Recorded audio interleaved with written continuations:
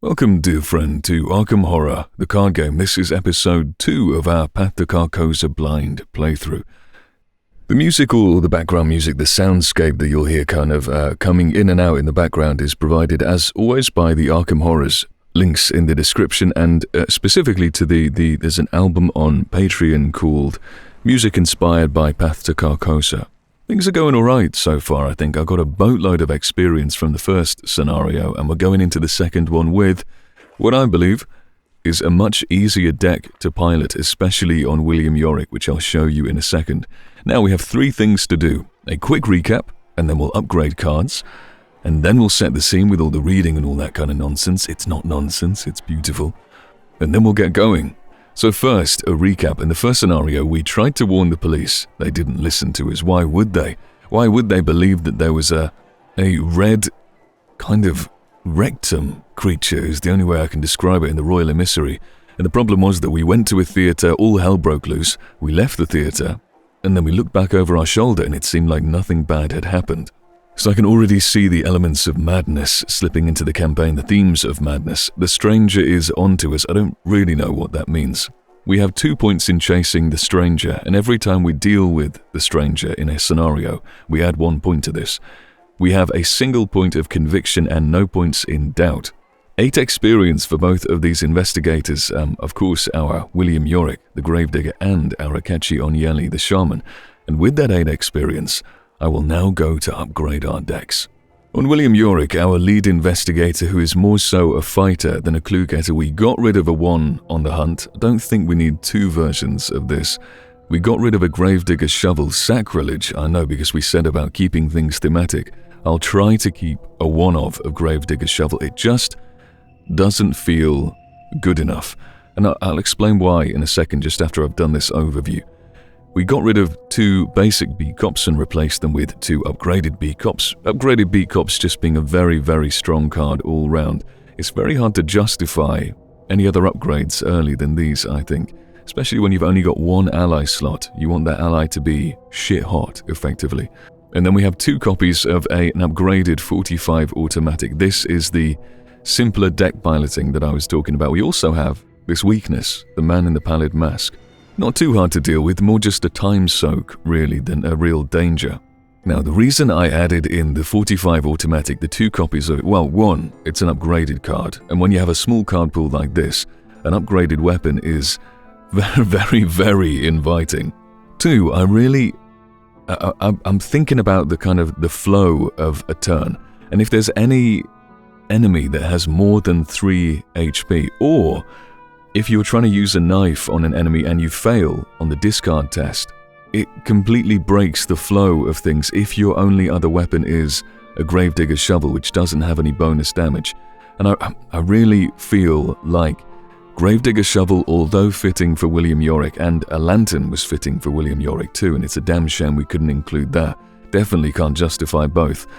Although it's on point or on theme for William Yorick, I hope to keep it. I hope to keep this 1 of just so that it's there and we're a gravedigger with a gravedigger shovel, but honestly, it might be one of the first cards to go. I'm not sure. Let's see how hard the scenarios feel and how it doesn't feel bad because it still does damage and you still get a bonus fist in your test, but does it feel heavy?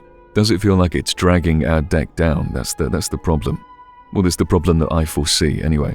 So a quick overview of William Yorick's deck. Here we are. What I will upgrade into in between the coming scenario and the next, between 2 and 3, is probably, depending on how much experience we get, it'll be Peter Sylvester's and Charisma, I think, or a police badge and a relic hunter.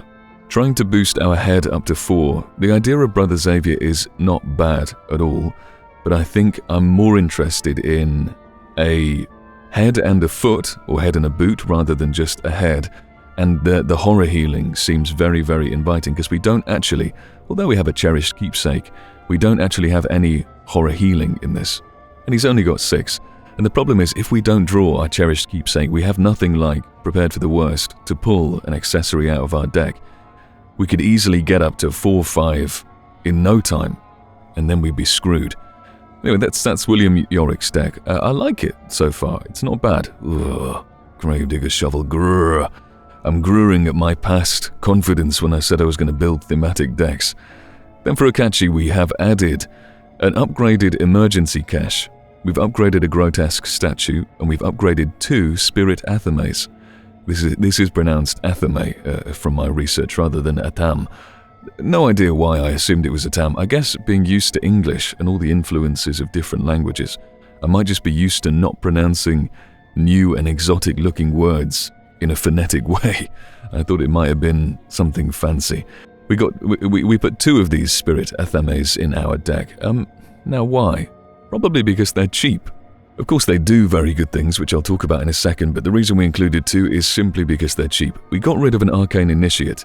The reason I did this is we have 4 spells that we want to get out, 1 for looking for clues and 1 for fighting. And normally arcane initiate kind of acts as almost a better prepared for the, I'm not sure better, a different version of a prepared for the worst for what is effectively our weapon. But because we have this spirit speaker, as long as we find 1 version of each of these spells, they're basically infinite. Well, as long as we find spirit speaker as well. And we kept 1 arcane initiate because, I don't know, kind of redundancy, so that if these really don't come out and we also don't get spirit speaker, then we can find our first one. But honestly, it just felt like there wasn't too much else to get rid of. We got rid of 1 copy of Hypnotic Gaze. You can almost look at this a bit like a dodge or a dynamite card, a dynamite blast card, where having 1 of to get you out of a really sticky situation feels fine, or it feels fine to me, but I wonder if 2 is not perhaps overkill. Flashlight got rid of that because we're definitely, we needed to free up our hand slots, the same reason we got rid of ritual candles. And we have an absolutely fine and, as I say, almost infinite way of getting clues with Rite of Seeking. What we'll upgrade into next time round is probably something like, I like upgrading Fearless because it turns it into effectively a Guts. I also like this Recharge. It's a 2-cost spell, 2 experience cost spell, costs 0 cash.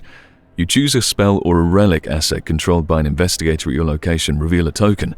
If you reveal a symbol, you discard that asset, but otherwise, you add 3 charges to the chosen asset, and I see a combo with Grotesque Statue. Grotesque Statue has, naturally, 4 charges, but 5 because of Akachi. With Grotesque Statue's last charge, you could use it with the draw on the recharge, with the token draw on the recharge to make sure that you definitely are adding 3 charges to the chosen asset. Thus, if we included 2 recharges, we could effectively have, 4, because you have to use the last 5, and then it's like an 8. Is it like a 7, 8, or a 9 charge Grotesque Statue? Possibly 8. Anyway, that's what I'm going to build into. I think something like upgraded Blinding Light might be nice as well, just because I'll show you something. In Akachi's card pool, there is this other spell that I really liked the look of, Suggestion. It has 3 charges, 4 because of Akachi. You can exhaust it, you can evade, add your head value to your skill value, so boot for this evasion attempt, we'd be testing with 8, so we'd almost always succeed. And like lockpicks, if you do not succeed by at least 2, remove a charge, so kind of effectively infinite charges. And you also have, when a non-elite enemy would attack you, spend a charge to cancel their attack, a really nice multi-purpose evasion and dodging card. The problem is we only have 2 spell slots, and we need Rite of Seeking in one and Shriveling in the other, and I don't think we can shift from these core cards. We could of course include a Book of Shadows level 2 to give ourselves another arcane slot, but then we have to give up either Grotesque Statue, which I don't want to do.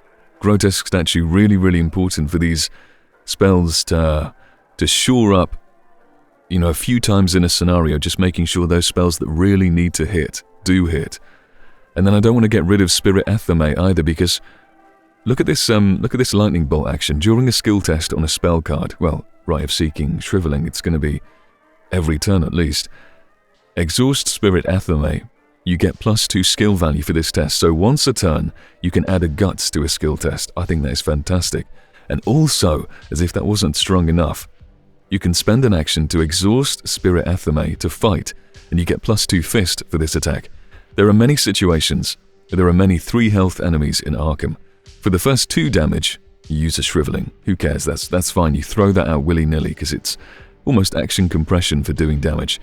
But then you don't really want to use a charge of Shriveling to do that 1 extra damage to kill a 3 health enemy. And that's when Spirit Athame comes in. You get +2 Fist for this attack, taking Akachi up to a very, very, surprisingly respectable 5 Fist. So I think this is a really, really important card for us. And you will notice we didn't upgrade our first emergency cache into the upgraded emergency cache. We added another one outright. And this is because adding in, so before of course we had, what did we have? Well, where's the history help? Before we had a flashlight and a ritual candles in our hand, a 2 cost and a 1 cost. And now we have 3 costs and 2 costs. So the cache weight of our deck is becoming bigger. And this is adding it in his card drawer. If I added in a basic emergency cache, it would have cost 1 experience anyway, so I thought let's just get the upgraded version. Those are our decks. Fine, they feel good. Akachi, like we predicted, feels very, very standard Mystic, but that's absolutely what I'm after because this is our first Mystic playthrough, so no need to make it more complicated. Okay, let's go back to TTS and let's read through some things very, very quickly and then let's start playing. Here we are, let's go to the campaign guide first. Scenario 2, The Last King. If anyone has the answers to the questions that burn in your mind, it's the cast and crew of The King in Yellow. With no other leads to pursue, you put on your best clothes, your finest clothes for Akachi, and head to 1452 Atlantic Avenue, where a woman named Constance Domain is hosting an event in celebration of the play's one-night engagement in Arkham. And we go to the setup, and nice enough if you can see up here, ooh, I hadn't zoomed into that before. Well, she's got a flayed face and she's still smoking. This is a setup button, so I'm going to see how much setup this does. 1 click, whew, beautiful. Now, how many points has that done? Gather all the cards from the following encounter sets. Well, that's in the encounter deck, so let's shuffle, shuffle, shuffle. Ancient Evils, I see, so there is going to be some free doom coming out of the encounter deck. Put all the 6 locations into play. That was, of course, done for us. Each investigator begins play at the foyer, which is down here. Shuffle the 5 bystanders. Well, this has also been done for us. All these sort of people cards, people assets are on the locations. Place the clues on there, 3 for each 1 for each investigator, plus the 1 base, so 3 in total, also done for us. Set the Diane Divine Enemy aside. Well, where is she? Is she in? She's in here, she is set aside. Place the 5 Sickening Reality cards up here, that has been done for us. Suppose let's shuffle, shuffle, shuffle. And then shuffle the remainder of the encounter cards. We've already done that, but let's do it for good measure to build the encounter deck, and it says when the game is complete, so we can get going. But of course, before we get going, we have to read the agenda and the act decks. Agenda 1A, Fashionably Late. As you pull up to the manor, you notice that something is wrong. A trail of blood leads up to the porch steps, and the front door is smashed. Muted music comes from within the house, its warped and discordant notes painful to your ears. Has the madness of the King in Yellow already made its way here? Act 1A, Discovering the Truth. This isn't a party, it's a madhouse, but for some reason the guests are too deluded to notice. Very few of them are sane, and many are themselves horrors to your eye. Perhaps you can talk to them to learn more about the King in Yellow. Enforced, when an investigator is eliminated by defeat or resignation, place each of that investigator's clues on this act instead of placing them at his or her location, so we take them with us. Objective, find as many clues as you can, then get out of this awful place. Quite right. And there will be only 3 doom to move along this agenda card, move along this agenda deck. Okay, let's take in our surroundings. We are at the foyer. The entrance hall is lavishly decorated, displaying the wealth of the manor's owners while still creating a welcoming atmosphere. "Shall I take your coat?" the doorman asks as you enter. It takes a moment before you realize the doorman has only bloody stumps where he should have hands. Yuck. 2 shroud location, and there are 2 clues on here. We can resign here. Having found valuable information about the production, you depart and plan your next move. That's where we start, and let's have a look at these bystanders. We can parlay with Constance Domain's sociable hostess. We're parlaying with Book, and if we succeed, we take control of a clue.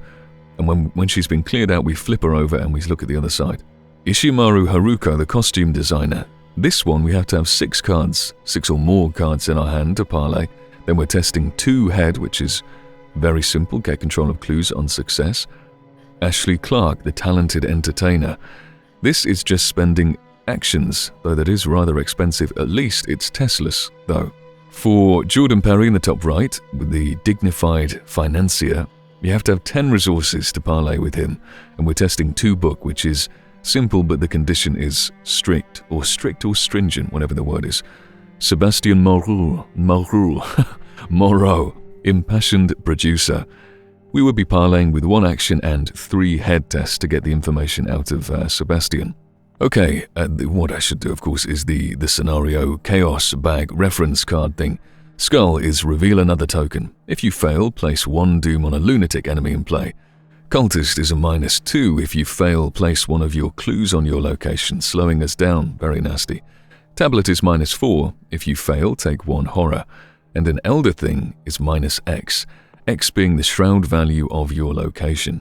We are now finally ready to draw our encounter cards, draw our player cards, our initial hand.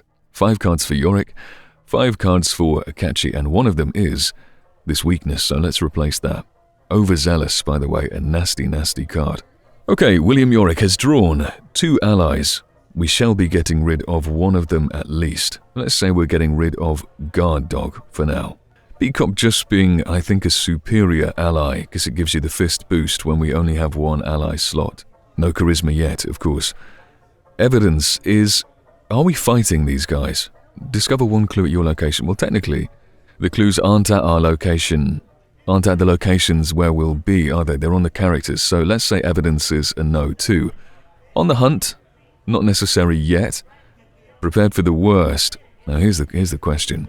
I think we keep prepared for the worst instead of mulliganing the card with the aims of finding a weapon. Because we're searching 9 cards, although it takes an extra action, which is annoying and an extra cost, I believe that to be the better way, because the weapon that we'd like the weapons that we'd like are knives and 45 automatics. We don't really care about the Gravedigger shovel. So it would be annoying if we mulliganed for a weapon, and it was the Gravedigger shovel. Let's keep it. 3 more on William Yorick. Emergency cash and, look what I found, and a 45 automatic, music to my ears, upgraded and all. Wow, fantastic stuff. Well, this prepared for the worst will be used to find a knife if we don't find it soon enough then. Our opening hand on William Yorick, Beat Cop, prepared for the worst, emergency cash, look what I found, and a 45 automatic. Now for Akachi, we've drawn that Spirit Athame. I think that's fine to keep, to be honest. It's a weapon and it also boosts our spells. An emergency cache, a delve too deep, a fearless, and a rite of seeking. Well, I would say fearless can get discarded. Emergency cache we should probably keep. This happens to be the upgraded version actually, so that's very nice. It replaces itself anyway, no point mulliganing it. A delve too deep. Would it be ridiculous to get this out of the way early? We have a weapon on Yorick, although, it's tricky. Or would we want cards that move the game on? Unfortunately, as much as it hurts, I think we need to mulligan the delve too deep away, hoping to find our shriveling, or at least an arcane initiate would be nice. Let's do it. 2 more cards. Uncage the Soul. Okay, it's not the worst thing in the world. There are no enemies on the deck at the moment, on the board, what would you say, in the play area yet. Uncage the Soul means that we can get Rite of Seeking out for much cheaper. Blinding Light means that, well, it's just good to have in our back pocket for an evasion attempt, isn't it? An evasion attempt that actually does damage as well. So, Akachi's initial hand is Spirit Athame, upgraded emergency cache, Rite of Seeking, Uncage the Soul, and Blinding Light. A side point, by the way, I cannot wait to upgrade our Rite of Seeking and our Shrivelings into their max versions. I shall imagine we'll feel drunk with power. Righto, first turn. Well, with emergency cache, we actually have the resources to set up everything that we would like to set up. We could play a 45 automatic, we could play a beat cop, and then we could play, well, you know, it's out of order. What we should do actually is put all these mulligan cards back into the deck and shuffle them up. Of course, the order would be first play emergency cash to gain 3 resources, taking us to 8, and then we play a beat cop taking us down to 4, and then we play a 45 automatic taking us to 0. And that's all of our actions used. A very standard and a very satisfying setup turn for William Yorick. Now for Akachi. Well, there are 2 clues here. It would be worth using a Rite of Seeking, so we might as well play and uncage the soul. I don't see a reason to keep it. That's our first action, and use it to play a Rite of Seeking, and we put that here, only costing us 1 resource. Then for our second action, apparently I can't count to 3. For our second action, we use this Spirit Athame. This is a 3-cost asset, goes straight in our hand slot. That costs our second action, and then with this, we use a charge from Rite of Seeking. We then, actually thinking about it, if we want to resign, we have to come back to the foyer. Is that the only resolution? The way this was reading, it feels like yes, it might be. I'm not sure. Is it worth leaving these until later and just sort of get parlaying with maybe Sebastian Moreau, because we're 5-head versus his 3? It's tricky. No, I think this is fine. Let's use a charge on Rite of Seeking. We're testing 5 versus 2, but in actuality, we're testing 7 versus 2, so anything but an auto fail, and we get 2 clues here.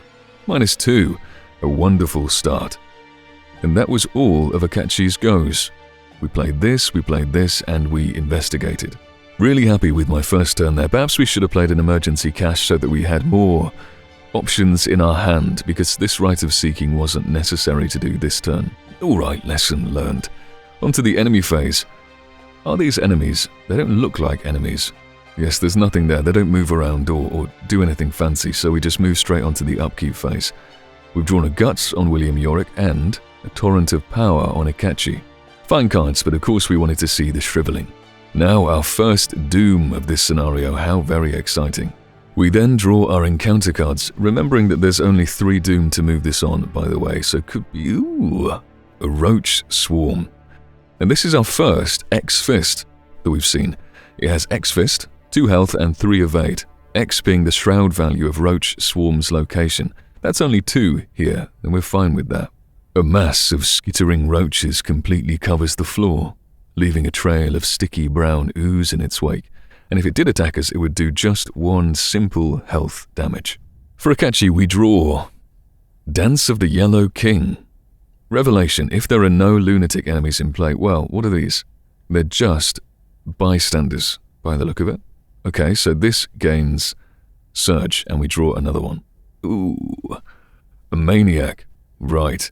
Maniac is 3, 4, and 1. Humanoid lunatic. Forced. After Maniac engages you, you take 1 damage and deal 1 damage to Maniac. Okay, we take a damage and we can't soak that with anything. That is a little annoying. What we'll probably do, we'll probably shoot this Maniac with Yorick. Shoot the roaches as well, actually. And then move him to Ashley Clark and just get him to testlessly get these clues, perhaps. He's not going to win against Constance Domain.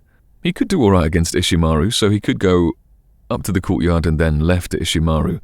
He's not going to do well against Sebastian Moreau, or less well than against Ishimaru Haruko, and he hasn't got the resources to deal with Jordan Perry.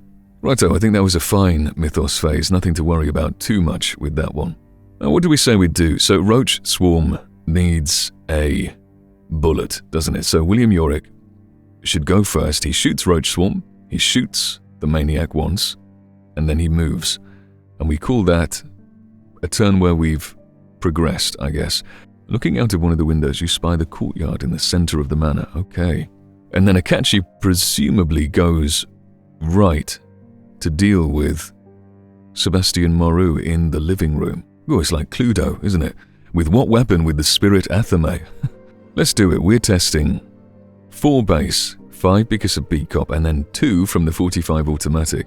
That means we're testing 7 versus 2. Very, very doable unless an autofail comes out. -1. We're happy to see that. That is an action. Could we Could we use Yorick's investigator ability? Play an asset from your discard pile. I don't think there's anything there, is there? No, it's just emergency cash. Is emergency cash an asset? No.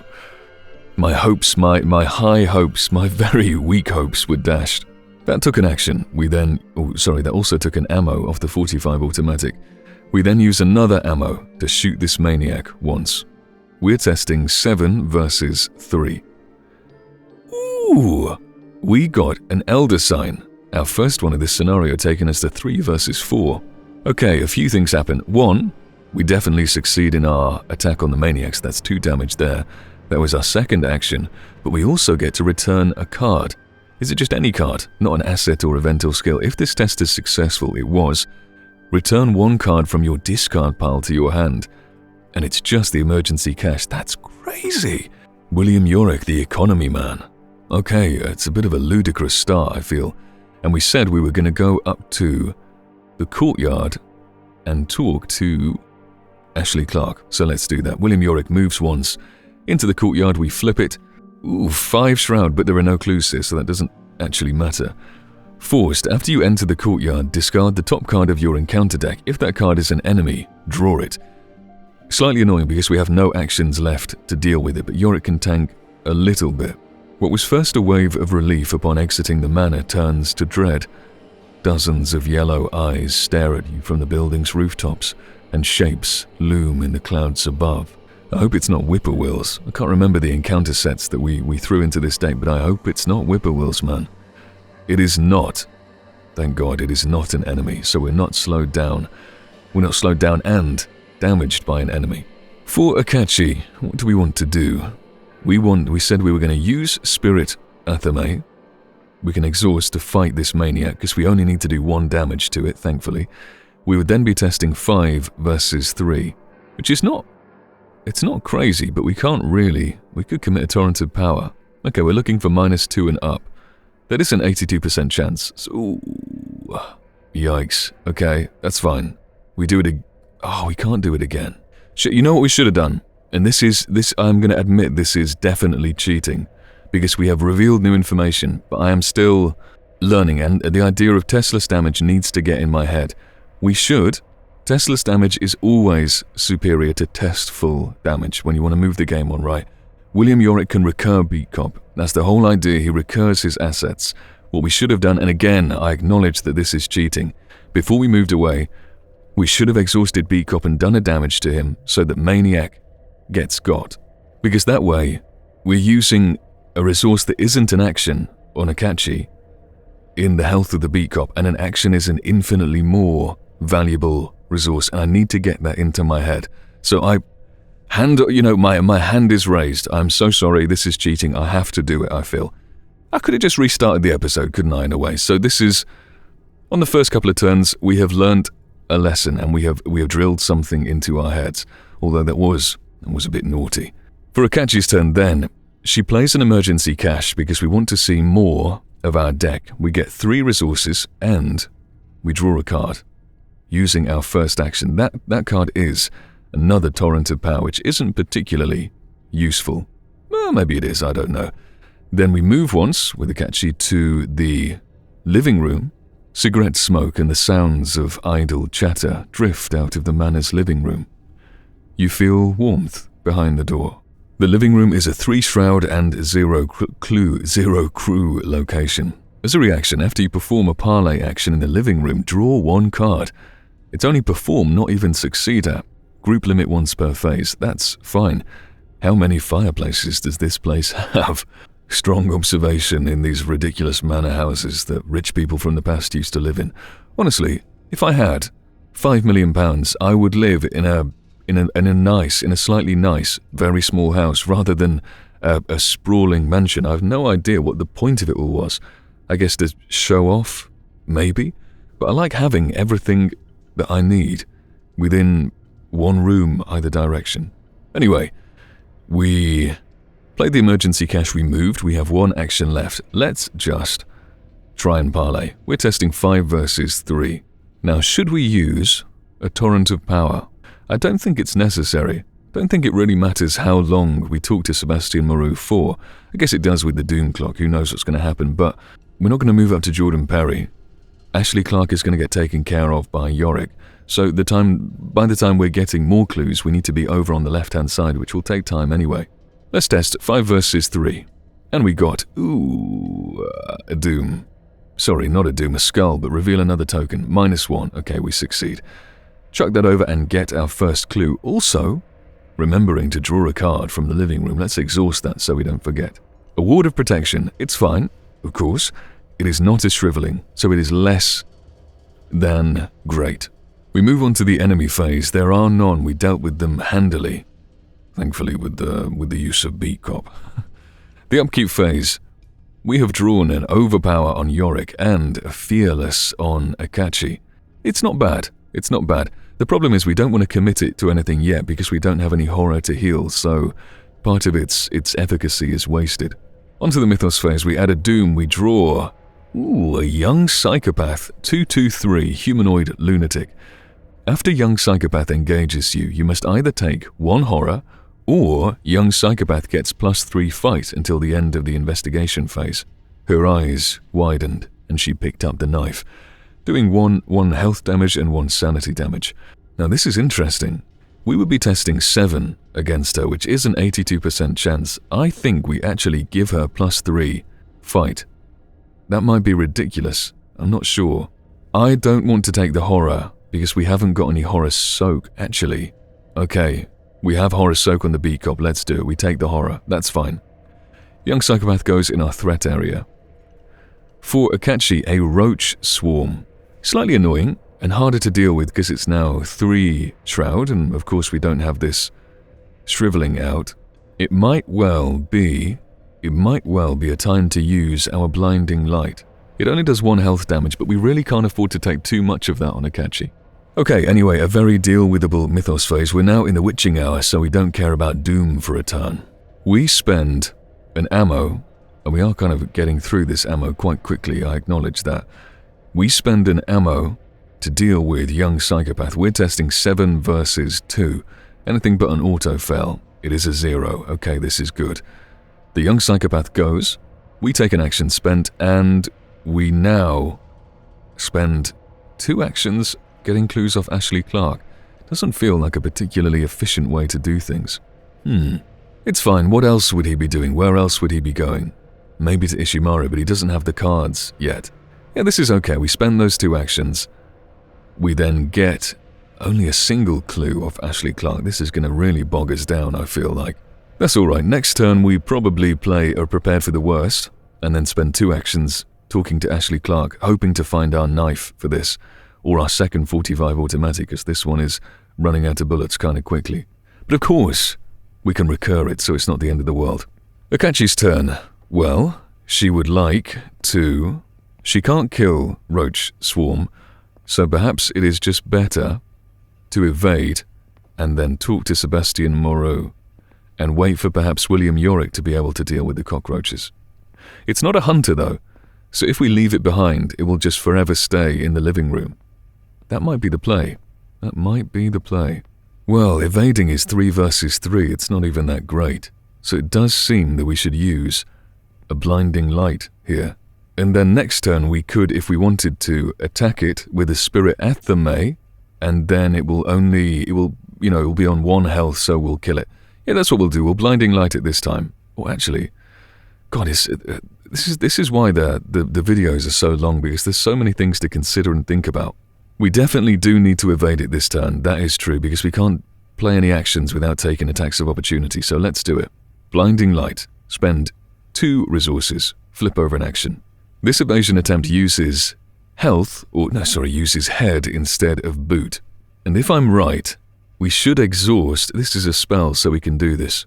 Currently, we're testing 5 versus 3, which is not great. We should exhaust Spirit Athame, hoping to use it to attack next turn, and this turn use it to boost our evasion. This way we're testing 7 versus 3, which is anything but an auto-fail.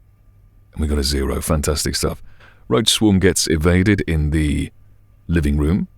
We put a damage on him, and what else? Nothing, that's it. Oh, we could have lost an action, actually. That would have been really nasty. For our second action, we flip over a token. We then talk to Sebastian Moreau, testing 5 versus 3, not using any of these cards, I don't think, and see what happens. A 0. Alright, we're having a very nice go with the Chaos Bag this time for sure. We get a clue off Sebastian. We also draw a card, thanks to the... Ooh, it's a delve too deep, dangling a carrot in front of my donkey self. I predict this will cause trouble for us because I'll try and shoehorn it in and we will... it will put us in a very precarious position, I think.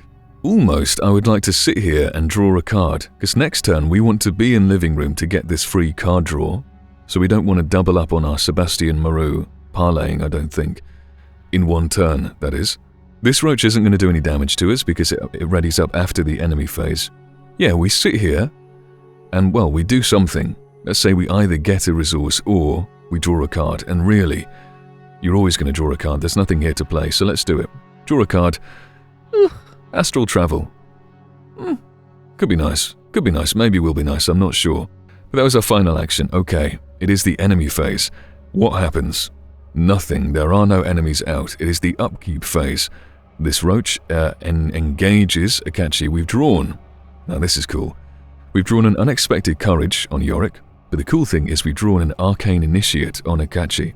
So we can now get looking for our shriveling, although we do have to deal with this doom nonsense that comes in with her. Fine, I like this, I'm glad we pulled this is okay. The Mythos phase, we are now on 3 out of 3 doom, we reset it, we turn over the agenda deck, and we look at the other side and we say, Agenda 1B, the final guest.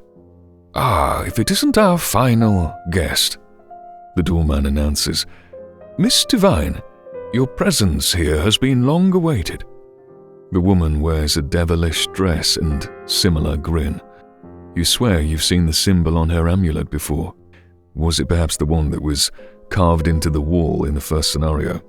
Well, now the real party can begin, she declares, then heads off to mingle with the other partygoers. Find the bystander asset with the fewest clues on it.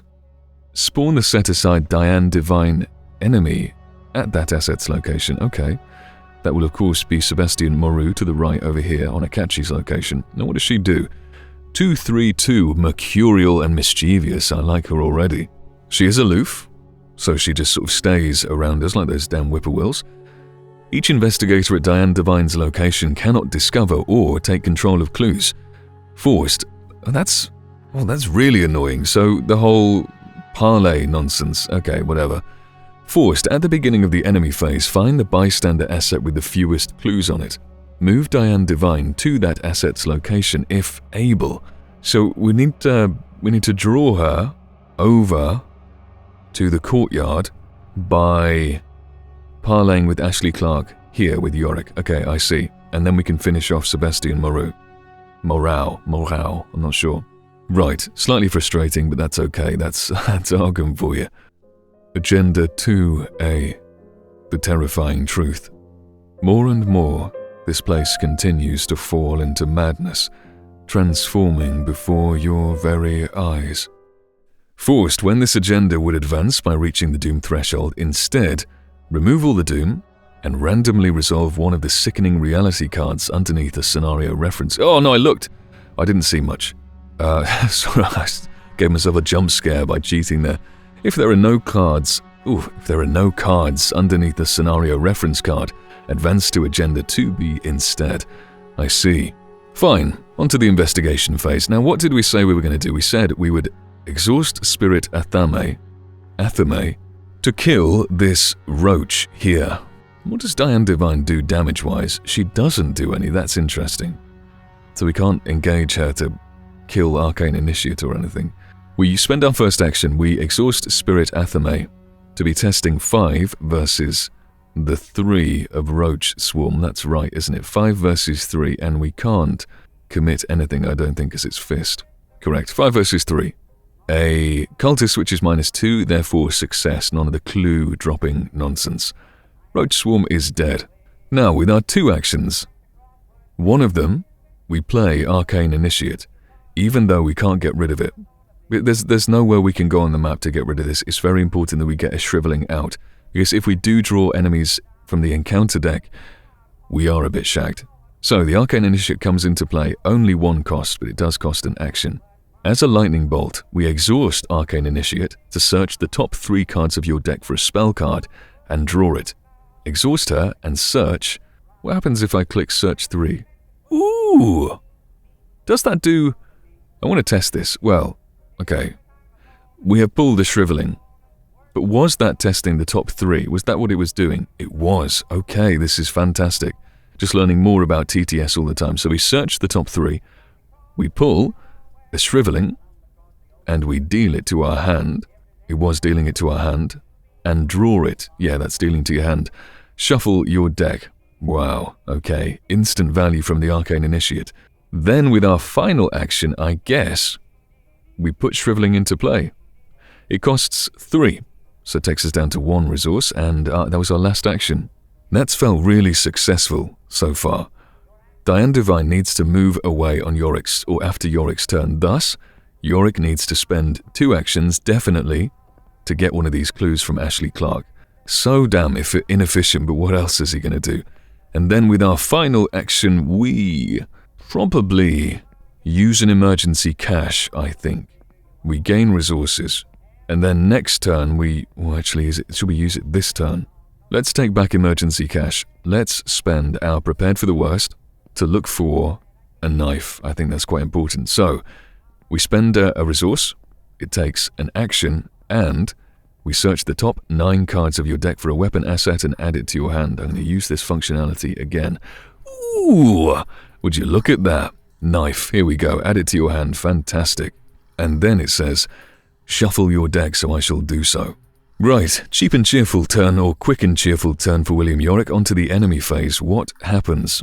Nothing bad, anyway, no one attacks anyone, but Diane Divine does come over to the courtyard. And then the upkeep phase, we have drawn a vicious blow on William Yorick and our weakness on Akachi, Angered Spirits. If you don't remember, this is where you have to move charges from your spells, and then you have to get at least 4 charges on Angered Spirits to avoid taking a physical trauma at the end of the scenario. And of course, on Akachi with her 6 health anyway, avoiding this physical trauma is very important. It might not be if we had kind of healing, but we don't have healing, because I remember looking in our deck building options and we just didn't have any good options. We had, we had painkillers, which was alright, but you have to give up a horror for it. And it didn't feel very efficient, but it might be a card that we add in later on, I'm not sure. Okay, Mythos, we add a Doom to the Doom counter, we draw Tough Crowd. Ooh. Each investigator must spend 1 additional action to parlay this turn. That is bad and annoying. We're still going to do it because we want to clear out Sebastian Moreau so that we can move elsewhere, but it is frustrating. Of course, William Yorick can't. So if we clear out Sebastian, here's what's going to happen. If we clear out Sebastian Moreau, then Sebastian Moreau will have the fewest clues. So Diane Divine will move back, and then Yorick can get going with Ashley Clark again. Right, what does Akachi draw? A Dance of the Yellow King. If there are no lunatic enemies in play, well, there aren't any lunatic enemies in play, so let's just redraw. Unless Diane Divine is one. I didn't see. No, she's not. Okay. It is a... Ooh. No! I always read ahead and I react before I know what's... So, Corrosion, Revelation, discard item assets from your play area and or from your hand. We don't have any in our hand. With a total printed resource cost of at least X, where X is the shroud value of your location, so 3. You suddenly drop the object on the ground and watch as it erodes and turns to dust before your eyes. Well, fuck you. Item assets. Item is Spirit Athame. Arcane Initiate is not one. Nor are our spells, so it's going to have to be this. That is a real shame. Well, into the discard pile it goes. Let's hope we draw another one. Screw you, Corrosion. That was really nasty. Investigation. No. No, what do we do? Is there a way to kill Arcane Initiate to buy us another turn? I don't think so. So we carry on with our plan. Unfortunately, Tough Crowd means that this is really nasty. It takes 2 actions to get a clue off Sebastian Moreau. We are testing 5 versus... Now, because we're spending 2 actions, I think it's really important that we succeed on this, actually. Because it's very important that we... Well, we could test again. We could test for a second time, couldn't we, with, Is it the first time? No, it's just all parlay actions. Okay. This needs to succeed. Let's play a Torrent of Power, and let's spend a charge off, I think Rite of Seeking. In fact, Rite of Seeking might have been a mistake to play because the clues are on characters, as we said before, not locations. We can't investigate. Okay, so that means we're adding +3. We are 8 versus the 3 of Sebastian Moreau. -2, alright. Very important that we succeeded on that. So we take his clue, spend 2 actions, which is, of course, disgusting, and we flip him over. The first show. You can tell Sebastian is a dramatic man from the way he speaks about tonight's production. Better than last year. Indeed, the best I've ever seen. You ask him whether this was the first performance of The King in Yellow he'd helped produce, and he shakes his head in vigorous disagreement. No, of course not. We've done many shows before. Paris, Florence, New York. Why, this isn't even the first time the play's been performed in Arkham. Surprised, you question him further. Well, all right, if you must know, I had nothing to do with the previous show in Arkham. It was several decades ago, before Ward Theatre was even built. In fact, part of Mr. Engram's goal tonight was to bring the story of The King in Yellow to a wider audience. Remember that you interviewed Sebastian. Flip this card back over to its bystander asset side. Let's add that to the campaign guide. It says VIPs interviewed. Sebastian. Okay, flip it back to bystander. What happens? Nothing else happens, but we do get to draw a card because of this parlay action, and it is, a Rite of Seeking. Okay, what can you do? We will take this opportunity with our last action to move once over to the courtyard, I think, although I have a feeling we should actually... What's in our discard pile on Yorick? It's just prepared for the worst.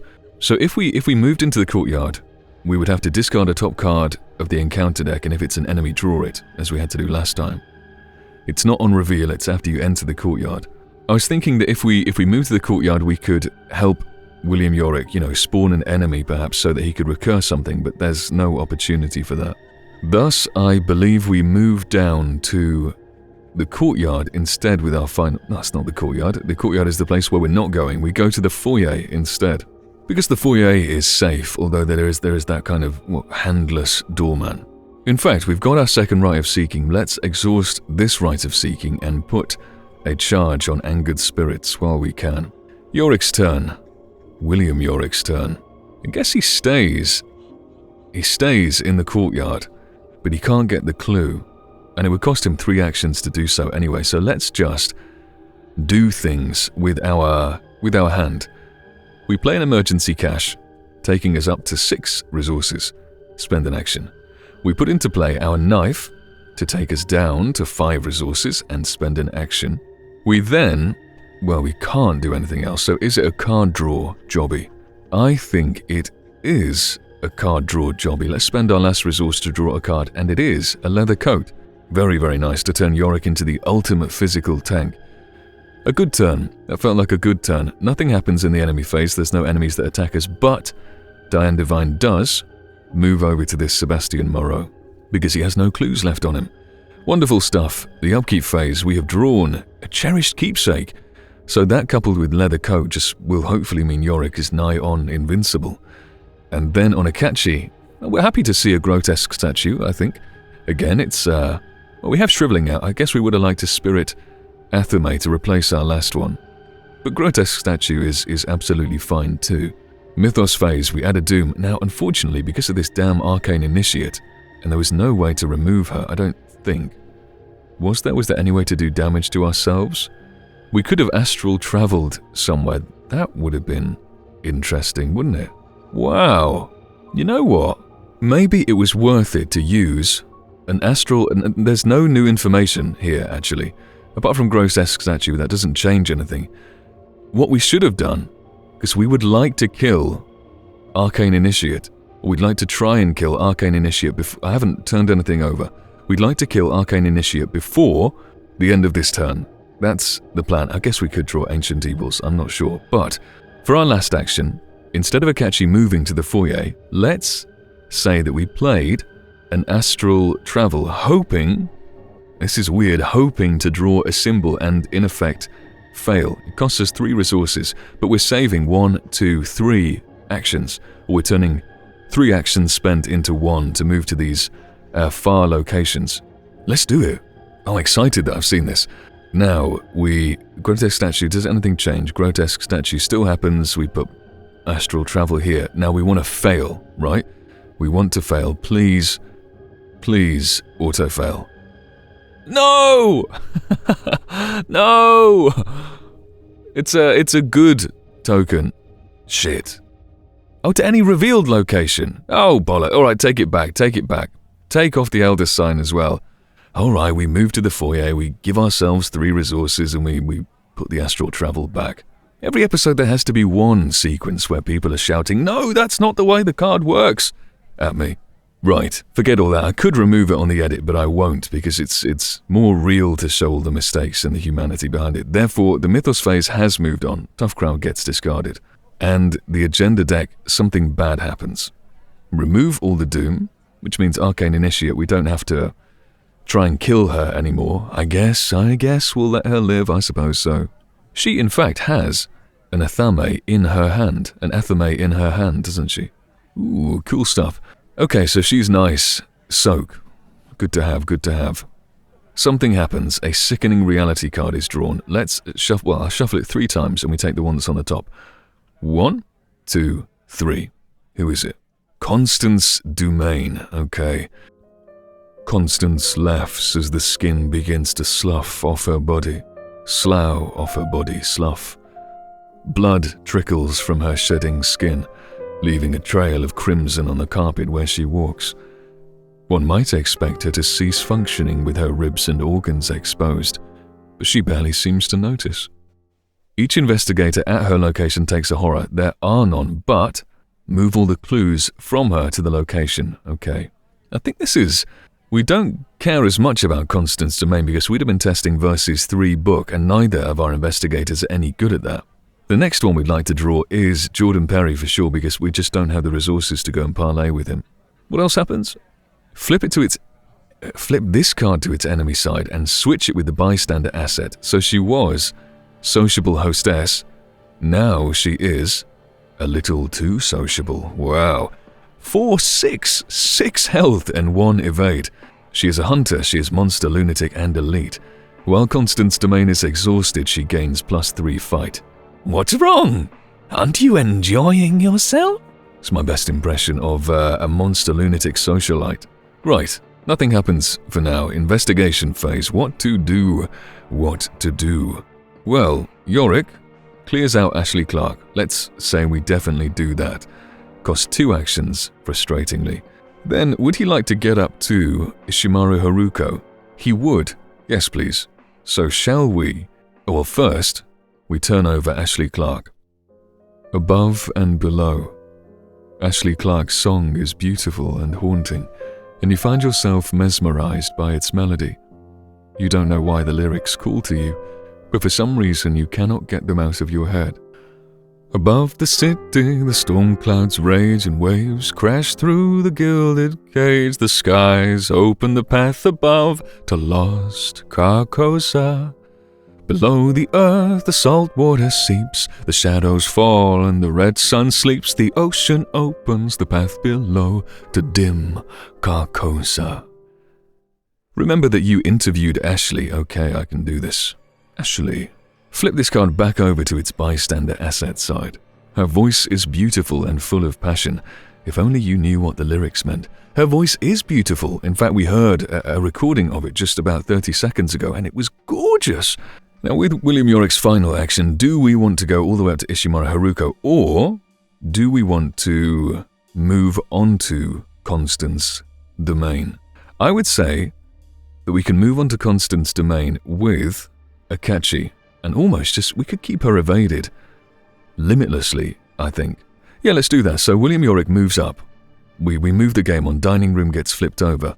The rancid smell of rotten food wafts under the dining room door, and you barely avoid losing your lunch. 2 shrouds, 0 clues. You can spend an action to heal a horror here, actually, but if you reveal a skull or an auto-fail, You take a horror and place one doom on the dining room. Nasty. The sight of the guests scarfing down the awful feast, mouthful after mouthful, makes your stomach turn. Scarfing down is a phrase that I've never heard uttered vocally in my life, but I have read it a fair amount. It's either Americans typing it out on Reddit or something, or there's this book series called Just William. I think it's written, I'm not sure if it was written in the 1940s or if it was written about the 1940s. It is very old. Anyway, Richmal Crompton, which sounds like a man's name, but it is a woman. I remember finding that out when I was about 6 or something. Or it sounds like an old man's name rather than an old woman's name. Things are a lot more fluid these days. That's the only ever time I've seen scarfing down ever written, so I guess it's period appropriate for this Arkham time. What are we in the we're in the 1920s, aren't we? Because there is kind of World War I themed cards, but not World War II. It's all trench warfare and things like the trench knife. Okay, nothing too interesting at the location. We won't need to use it to heal our horror, I don't think, but Ishimaru Haruko, on the next turn, we will be parlaying with her, making sure that we have 6 cards in our hand, and testing versus 2 head, which will actually not be that simple, but at least it only costs 1 action. Okay, that was our last go on William Yorick. Was our last action in the go, rather. Akachi does what we said she should do. Is there anything here that helps me evade Constance domain? There is astral travel, actually. But I'm thinking, so what's going to happen? We're on the left-hand side, right? But there are still clues on the right-hand side. Unfortunately, they're on a character. But at some point, presumably, Jordan Perry is also going to turn into something nasty, drop all his clues. Then we could move over to the gallery, making sure that we don't go through the courtyard because that's nasty. So we would actually like to keep astral travel for that eventuality. Thus, there's nothing here that we can commit to anything. Well, or commit to an evasion, rather. So, Constance domain, we move here, it costs 1 action. She engages us. She doesn't do anything to us yet. We're testing 3 versus 1, which should be fine, but of course anything can happen. A skull, reveal another token. Ooh. 0, alright, we succeed. Constance domain gets evaded, that was our second action. And then with our third, we should turn over the ballroom. The distorted music grows louder as you approach the ballroom. Inside, many of the guests are dancing, eating and enjoying themselves. Narrow yellow eyes watch the dancers hungrily from the darkness outside. When you try to warn the other guests, they smile politely, comment about wild animal sightings around Arkham and go back to dancing. It is a 4-shroud location with 0 clues. After you perform a parlay action in the ballroom, gain 2 resources. Damn! We don't have the opportunity to do that. That is a damn shame. With our final action, we could use a Rite of Seeking, a charge-off Rite of Seeking. I don't think there's any reason to rush getting these clues. I think it would almost be better to spend 2 resources to get out our Rite of Seeking. Not our Rite of Seeking, our grotesque statue. This is a bit annoying that we used all those charges on Rite of Seeking to do other things, isn't it? Where did they go? There was 4. One of them's on Angered Spirits. Torrent of Power was another one, right? Then where did the last one go? They did go somewhere because they're in the token remover. Anyway, that's her go. Getting out the grotesque statue just feels like a better way to make use of that last charge on Rite of Seeking. We do have another copy, but we don't yet have the resources to pay for it. No, we would have if we hadn't played grotesque statue, but we'd have wasted this last charge of Rite of Seeking. No, we wouldn't, because we would have used that on the last action. You know what? I might take this back. No, this is fine. We're okay with this. Well, how are we going to get the last clue? Because it's a 4 shroud. Going to sit here until we get the money for a Rite of Seeking. You know what? I am going to take it back. I'm going to deal this to our hand, get the 2 resources, and we are going to spend this last charge of Rite of Seeking. Doesn't matter if we draw a symbol because it's the end of our turn anyway. We are testing 5 versus 4, which actually isn't great, so I would like to commit something. Not astral travel, as we said we need it, not grotesque statue. It would have to be Torrent of Power. I think this is important that we succeed on this though, because it's costing us a charge. So let's take a charge off Shriveling. You know what, let's also take a charge off shriveling and put it on angered spirits. Is that stupid? Yes, that's stupid. We need charges to fight with. Thus, we're now testing 8 versus 4, which is much better odds. Anything but an auto-fail here. A 0, fine. So, 2 clues onto Akachi. This is good. Does anything else happen? No, she has 7. Good going. That is the end of Akachi's turn. Onto the enemy phase, what happens? Diane Divine stays here. Constance Domain does nothing, so nothing happens in the enemy phase. Upkeep now, we've drawn another leather coat on William Yorick and our fine clothes on Akachi. Probably, I would say, too late for that, unless we have to parlay with Diane Divine later on to leave or something. Well, we could just get them into play to soak damage and horror, actually. Anyway, Mythos phase, we add a Doom, we start drawing encounter cards. Tough crowd. Ooh! Not going to be anywhere near as efficient parlaying with Ishimaru Haruko. Damn, with William Yorick. Okay, Tough Crowd goes on the agenda deck, doesn't overhear so we remember it, but it might be better than an enemy. I'm not sure. What's in our discard pile? Yeah, we can't make use of the investigator ability. For Akachi, ooh. Akachi has drawn an Ancient Evils. You nasty bastard. It is now the witching hour, and there's nothing we can do about it. Please, please, please be Jordan Perry. I think we would like to be parlaying with Ishimaru Haruko. Or it could be Sebastian Moreau as well, actually. The guest that turns is what I'm talking about. Okay, investigation. Who goes first? Who's on second? I don't know's on third. Is it worth spending 2 actions to parlay with Ishimaru Haruko? I honestly don't think it is. I think we spend a turn getting things into play. Leather coat comes here, and a cherished keepsake comes here, and that's 2 actions. Not costing us anything, which is just wild, isn't it, really? To spend 2 actions to parlay with Ishimaru Haruko just feels awful. So I think this is a fine way to deal with it. Well, in fact, okay, he's tanky. Let's get our leather coat back. What we should do is use 1 action to play cherished keepsake, that's fine.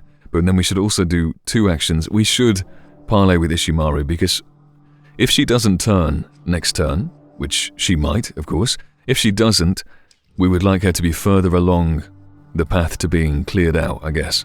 Even though it is inefficient and we kind of acknowledge that. But because it is so efficient, we are going to commit a guts to this. It replaces itself anyway. Thus we are testing 5 versus 2, which should be alright, -3. Do we want to boost it with something else? No, absolutely not. 5 versus 2, anything better than a -3, please. Ooh. Okay, well, we succeed against Ishimaru Haruko. We get the clue. What happens?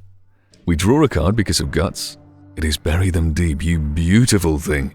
We then get to take, because of the Elder Son, we get to this is such a wildly strong Elder Son, I can't get over it. Return 1 card, any card, from your discard pile to your hand. I guess it would be, we've got enough money, it would be the guts, wouldn't it? Because then on the next turn we can just do the same to Ishimaru Haruko. Wow, wildly successful. Akachi, what does Akachi do? Constance Domain is engaged on us. I guess we just evade. We would like to evade you, Constance Domain. We're testing 3 versus 1. And if we take 2 goes at this, it doesn't matter. Jeez. Okay, alright, a bit ridiculous. We add a charge to any spell asset that we want. Well, first off, we succeed. She does get evaded. Let's add a charge to Rite of Seeking. And then we can use that Rite of Seeking against this 4-shroud ballroom, which is a bit nasty. Then for our second action, what do we want to do? Do we want to be, spending any time to kill Constance Domain? We'd be testing 5 head versus 4 fight, which is actually not great for shriveling. And if we fail, or if we draw symbols, we still succeed, but we take a horror. 5 versus 4, she doesn't have retaliate. 5 versus 4 is only 58% chance, that is not good. But if we got a grotesque statue into play with our second action, things would look up a little bit. Things would be looking up a little bit. And we don't actually care if we take horror because we have fearless. Right, with our final action, we spend a charge of Rite of Seeking. We spend... Are we going to hold out for Spirit Athame? Athema. Is it Athema or Athame? I've forgotten the research that I did. Athema, well, there is a word anathema. Surely not the same. It doesn't come from the same place. Athame, let's say Athame. Okay, we spend a grotesque statue charge as well because it's fairly important that this does succeed. So the first action was evading. The second action was playing this grotesque statue. The third action will be investigating. Right, we are testing 5 versus 4, but we get 2 goes at it. Should we commit something? I don't know. There's nothing that we can commit without wasting the opportunity to do other good things. 5 versus 4, let's see what happens. 1 is a -1, that's very good, so that's a success. But let's see if we get an Elder Sign on the next roll, because then we could choose that one. It is not. Well, it's a skull. Now, the grotesque statue, if you reveal 2 chaos tokens, choose one of those tokens to resolve, so we don't get to go down the line of the skull reveal. We nip that in the bud and we say we got the -1, that's a success. We get the clue on Akachi and we've cleared out Ballroom. Very nice for our last action of the turn. The enemy phase, what happens? Nothing, Diane Divine is still stuck, which is good news for us. Upkeep, we have way too many cards on William Yorick. We've drawn a second Beat Cop. Now this actually is kind of interesting, so let's keep the Beat Cop. Let's get rid of our leather coats. I guess assets in the discard pile can be played anyway. But let's get rid of leather coat. This is a really nice hand. I don't want to get rid of any of our skills. We can't recur them anywhere near as easily, only with an Elder Sign. And oh! No, this is awful. An overzealous on Akachi. Things were going too well, I would say. 2 encounter cards. Just disgusting. The first one is Ooze and Filth. Well, what we should say is this... Well, actually, Ooze and Filth comes up here for now, but it will actually get removed in a second. Each location gets +1 Shroud because the end of the round is upon us, but it gains Surge, so we have to draw something else. If the man in the pallid mask is in play, he attacks each investigator in player order. He isn't in play, so if he's not in play, we search the bearer's deck for him. Okay, let's do that. The man in the pallid mask. He was way down near the bottom. Shuffle our deck, of course. I mean, I haven't actually read that far, but I would imagine it does say that. What are we looking at here? Draw him and shuffle his bearer's deck. Yes. So he spawns. Where? The location farthest from all investigators. That would be either living room or gallery, because each of them are 2 away. 1, 2, 1, 2, 1, 2. But it says all investigators, so Akachi being 1 away from foyer means that we can't put it there. Put him there. He is a man.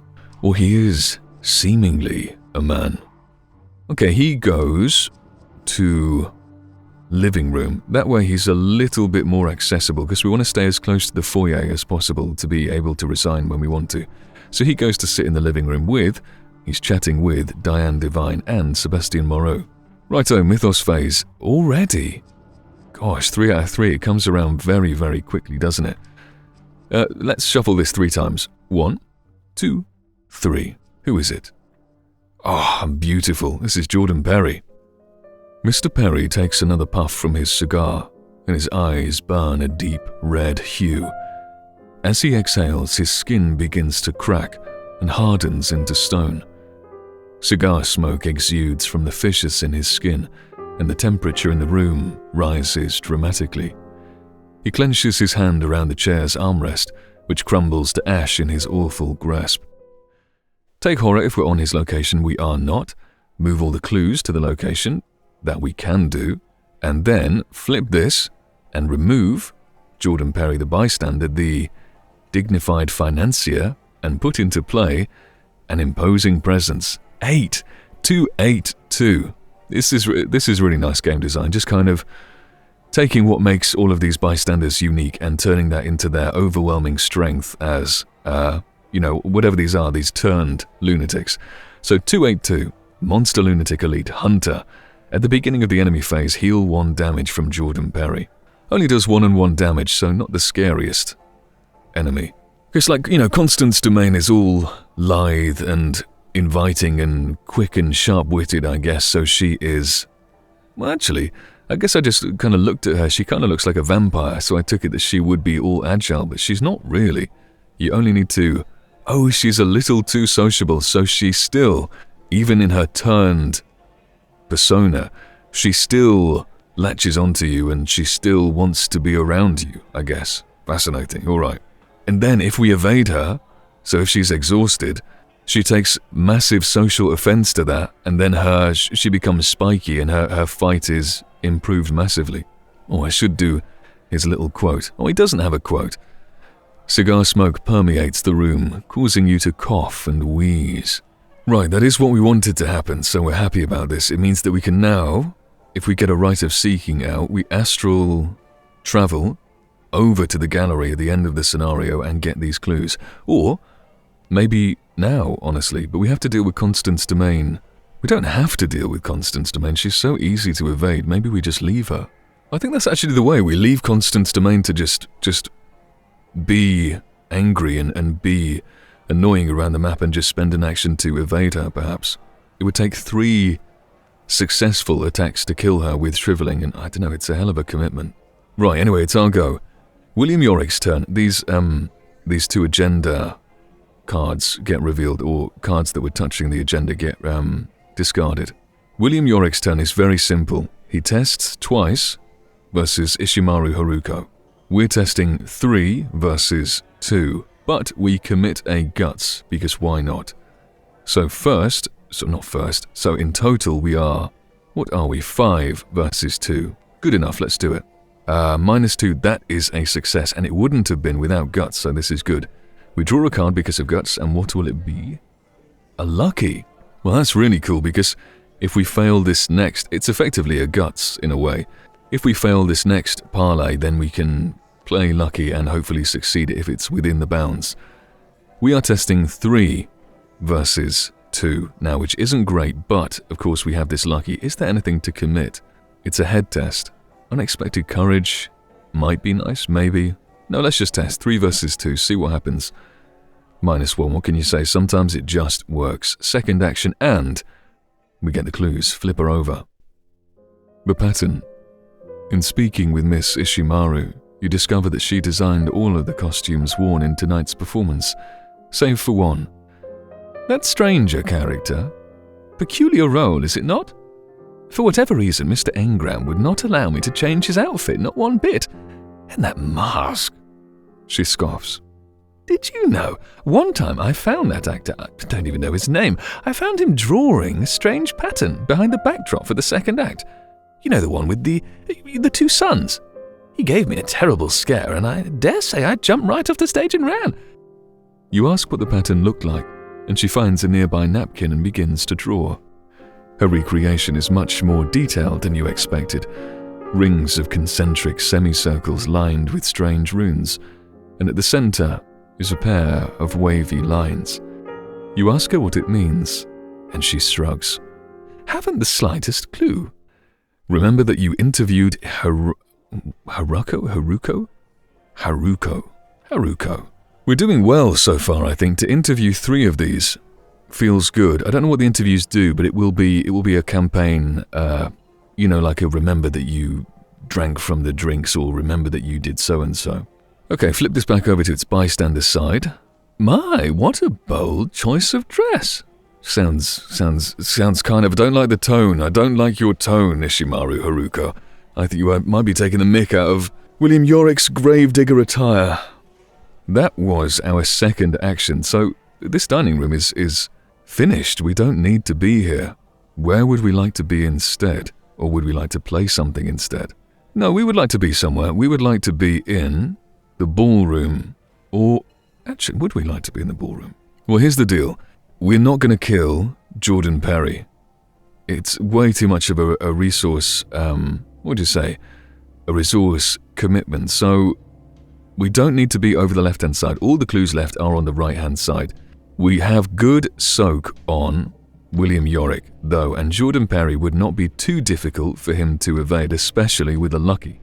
What we can do, and this will allow us to recur an asset if we have one, but we have a leather coat, I guess. I think with our final action, we move into the courtyard, and Search the encounter deck for an enemy and draw it if it is one.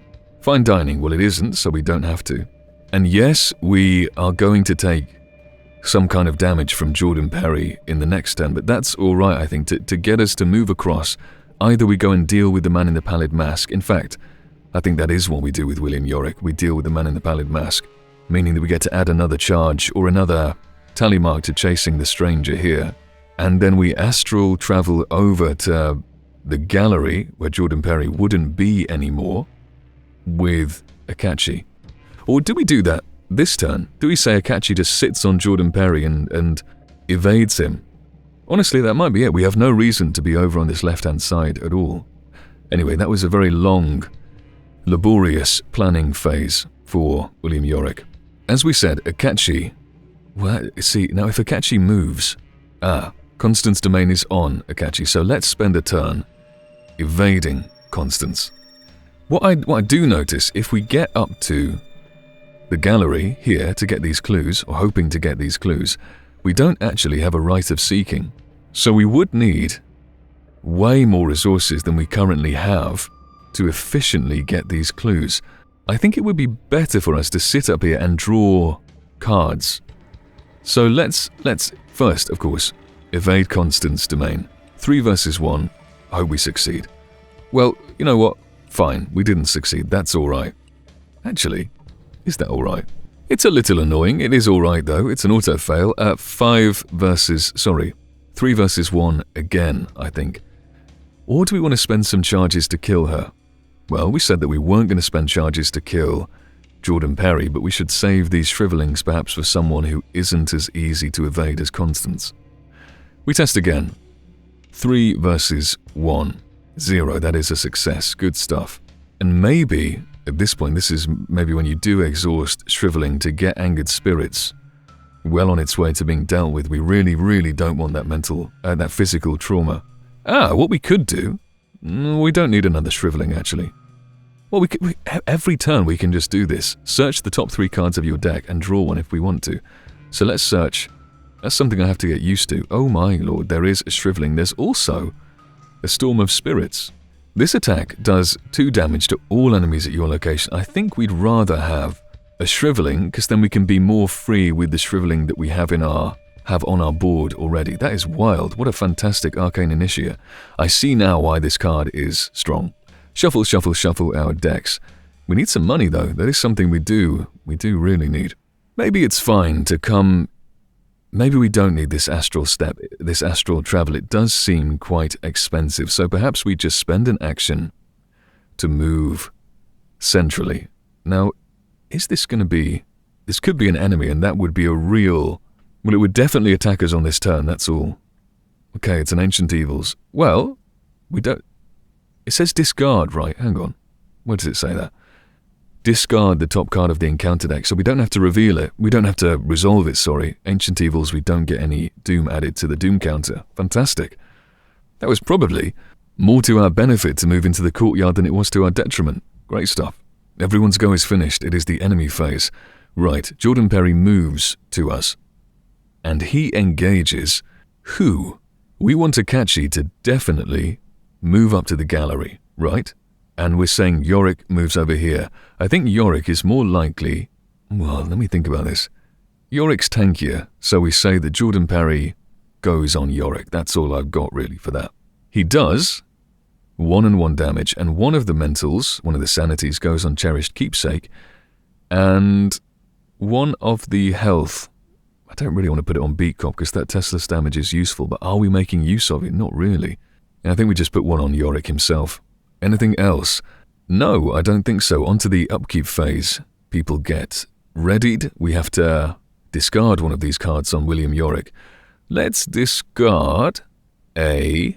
Well, what are we saying? Are we saying that William Yorick's going to go to the living room? That's more likely, right? And then... So a look what I found is not going to be useful for us. Let's say that. The book icons are not useful. We're not going to be investigating. Yeah, that's what we do. We discard that one to take us down to 8 cards in our hand. We drew an emergency cache on Yorick, not that we needed it, and a Holy Rosary on Akachi. That is nice. It's not bad to have at all. Okay, Mythos, Doom, and Encounter cards. We have a young psychopath on Yorick. We've seen that before. We've seen her before. We either take a horror or the young psychopath gets +3 fight. Well, we would have 7. We would have, what's in this discard pile? I always forget. Leathercoat might be nice to pull out, but if we use a knife on her, we don't have to use our gun. We'd be testing 7 versus what would be 5, which isn't, well, it's 82%. It's not awful. You know what, let's do it. Let's give her the bonus. Because then we do, whoa, it's really difficult. Because then we can keep our cherished keepsake is what I was thinking. No, you know what, let's get rid of cherished keepsake. Let's make sure we succeed on that knife test against young psychopath. And then we can keep the game moving on. I think that's what we do. Okay, on, what's the name? Akachi, Corrosion. Discard item assets from your play area and your hand. No! With a total of 5! This is where, alright, I see. So we could get rid of fine clothes and holy rosary and our grotesque statue. I'll tell you what, it's not going to happen. What we're going to do, we're going to play Ward of Protection, something that historically I've not been very good at playing, but this is the perfect opportunity for it. And then take a horror, because that's what we have to do, and just chuck it on the Arcane Initiate, who cares? Successful, if no cards, no. Ward of Protection just cancels the revelation, so nothing gains surge. Investigation phase. Things happen, but what? Akachi has a simple turn to move up to gallery and to start looking for clues. But, and it's a 4 cost. That is a damn shame. Let's move up here anyway because we want to get away from Constance Domain, who would be hunting into this location next. So, one action here. We are in the gallery. The sounds of conversation and warped music become muffled as you approach a lonely section of the manor. Leading to the door of the gallery is a large hall adorned with many expensive paintings, including one of Mrs. Domain herself. This, oh glorious, look at that. It's a one-shroud location. Somehow the guests in the gallery are still interested in the art on display, even though someone has vandalized all of the paintings and statues. Forced, after you end your turn at the gallery, test 2 head. Well, that's fine for us. If you fail, place a clue on the gallery. That is a little nasty, though. Right, is this just going to be a 2 book versus 1 shroud test jobby? We can't afford this right of seeking yet, so I guess next turn, I think that is what we do. Definitely struggling for money on this Akachi deck. It's very noticeable. I think we've only played 1 emergency cash, but we did play an Uncage the Soul, so 2 out of 3 of our economy cards have come out. So something to stash away in our head and just think about. We test 2 versus 1 twice over, probably, and we're kind of happy with that. 2 versus 1.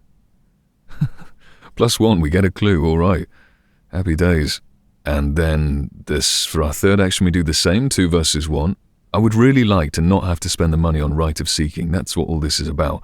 Because then, when the game is over, when the game is about to be over, we can just astral step straight to Foyer and not have to maybe run the gauntlet of bad guys. William Yorick with his turn will hopefully deal with the man in the pallid mask, I guess, and then he's only 1 step away from the Foyer, so that should be all deal withable. Right, Akashi with her last action tests 2 versus 1. We also have a delve too deep here, don't forget. 2 versus 1.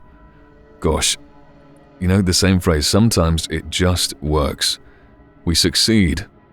That is Akachi's turn finished. I think we now put another charge on Angered Spirit, and we take 1 off Shriveling. Okay, William Yorick's turn. We took the horror, didn't we? So young psychopath is very, very simple to deal with. We spend an action, discard the knife to fight with +2.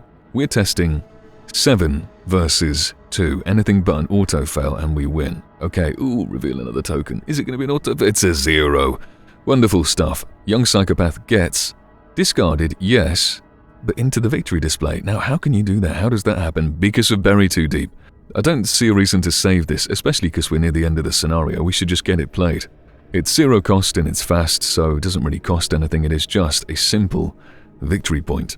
That was our first action. Now, we would like to evade Jordan Perry so that we can move once into the living room. So let's do that. We're testing 3 versus 2.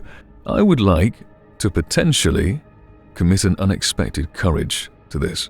Let's do it. I don't think we have too many. Oh, actually, we killed an enemy, didn't we? So, knife comes back into our hand. Is it into our hand? Play an asset from your discard pile. Yes, it is paying its cost. Gosh, it's so strong. And then we've done our recurring nonsense. Right, unexpected courage to evade. Jordan Perry, 5 versus 2. Let's go. -1. Fantastic news. Jordan Perry is evaded. Does anything happen else? No, that was our second action. And with our final action, we move all the way over to the living room, and this way we can hopefully deal with the man in the pallid mask. We'll need to spend 2 actions to deal with him, 1 to engage and another to hopefully do 2 damage with our... We could use a knife, or we could use the ammo off our 45 automatic. Right, successful turns. Enemy phase, Constance domain moves 1 over. Does anything else happen? No, I don't believe it does. There's no hunters apart from these 2. The upkeep phase. Ooh. Okay, we've drawn a Silver Twilight Acolyte, which does slow things down, for sure. We've drawn that on Yorick, so it engages us. And this is the one that does doom whenever it attacks us, thus meaning we need to deal with it pronto. On Akachi, we have drawn... What did I do? Oh, this was drawing from our deck. So, William Yorick drew a weakness, but Akachi drew Storm of Spirits. Not incredibly useful, but maybe fine. Actually, it would do damage to everyone at the location, thus doing damage to the man in the pallid mask and Diane Divine, because they're aloof. Interesting. Alright, something to think about for sure. The Mythos phase, 2 doom, and we start drawing our encounter cards, Ooze and Filth. Each location gets +1 shroud. It's a little annoying for Akachi, and at this point, there's got to be a bonus for collecting all the clues, so we'll try to do it, but at this point we need to consider how quickly we want to exit this round. There are a lot of enemies stacking up quite quickly, and for Akachi, what have you drawn? Fine Dining. You must either place one of your clues on a bystander asset in play, or take 1 horror and 1 damage. We're not giving one of our clues away, so we've got all our spells out, thus we don't need Arcane Initiate. Let's take the damage and the horror on Arcane Initiate, 1 of each, and discard her. She has done an absolutely wonderful job so far. A good Mythos phase, investigation. Now, William Yorick needs to kill Silver Twilight Acolyte. He exhausts Speedcop, does a damage, doing 1 damage to Silver Twilight Acolyte as well. He then discards his knife. There's a fair amount going on here. Discards his knife to test versus Silver Twilight Acolyte's 2-fist, 7-fist. Anything but an auto-fail and we win. Well, it's Occultist, which is -2, we succeed. Silver Twilight Acolyte dies. That was 1 action. We can also recur something if we want to, and we do. We want to recur our knife, so get it back into play. Pay its cost. Ooh, whoops. Pay its cost. Takes us down to 8 resources. And then we would like to engage the man in the pallid mask. Is that right? He will do 1 horror to us, but to be honest, we're doing so well on William Yorick, I don't think that's a problem. So for our second action, we engage. Now something that is going to happen... something that is going to happen is these baddies are both going to move onto our investigators. Do they have any prey? They don't, so we could split the bill, in effect.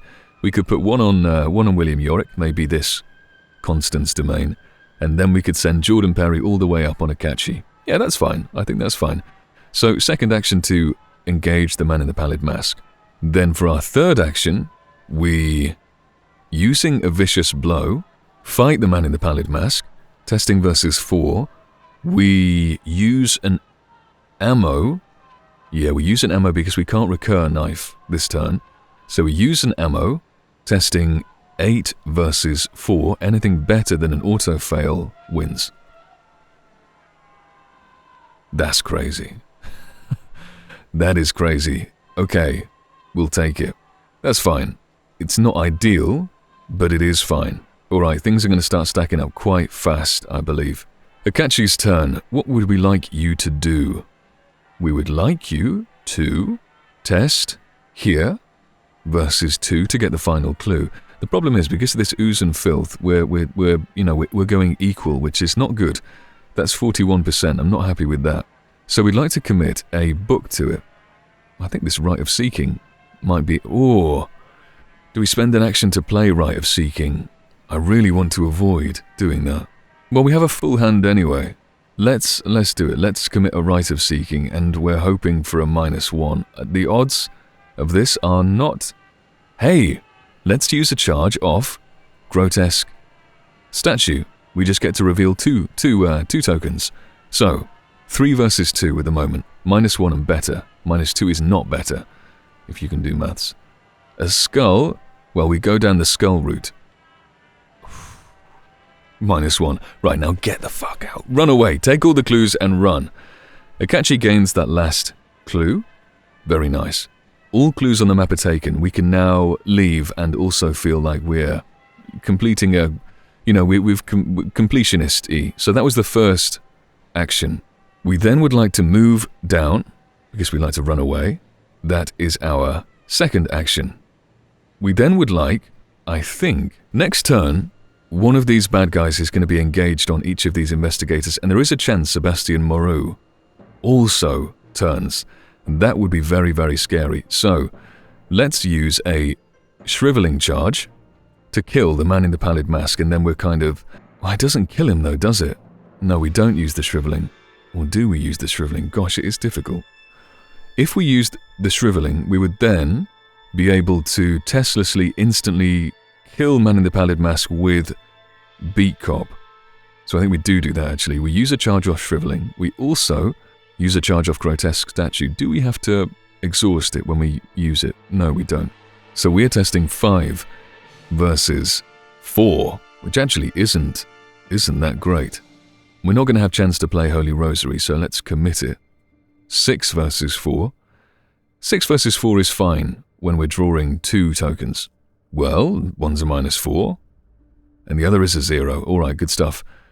The man in the pallid mask takes 2 damage, but he does not die. We investigated, we moved, and we attacked. It would be lovely to get to Foyer and just use a Delve Too Deep and then run away, not having to deal with anything.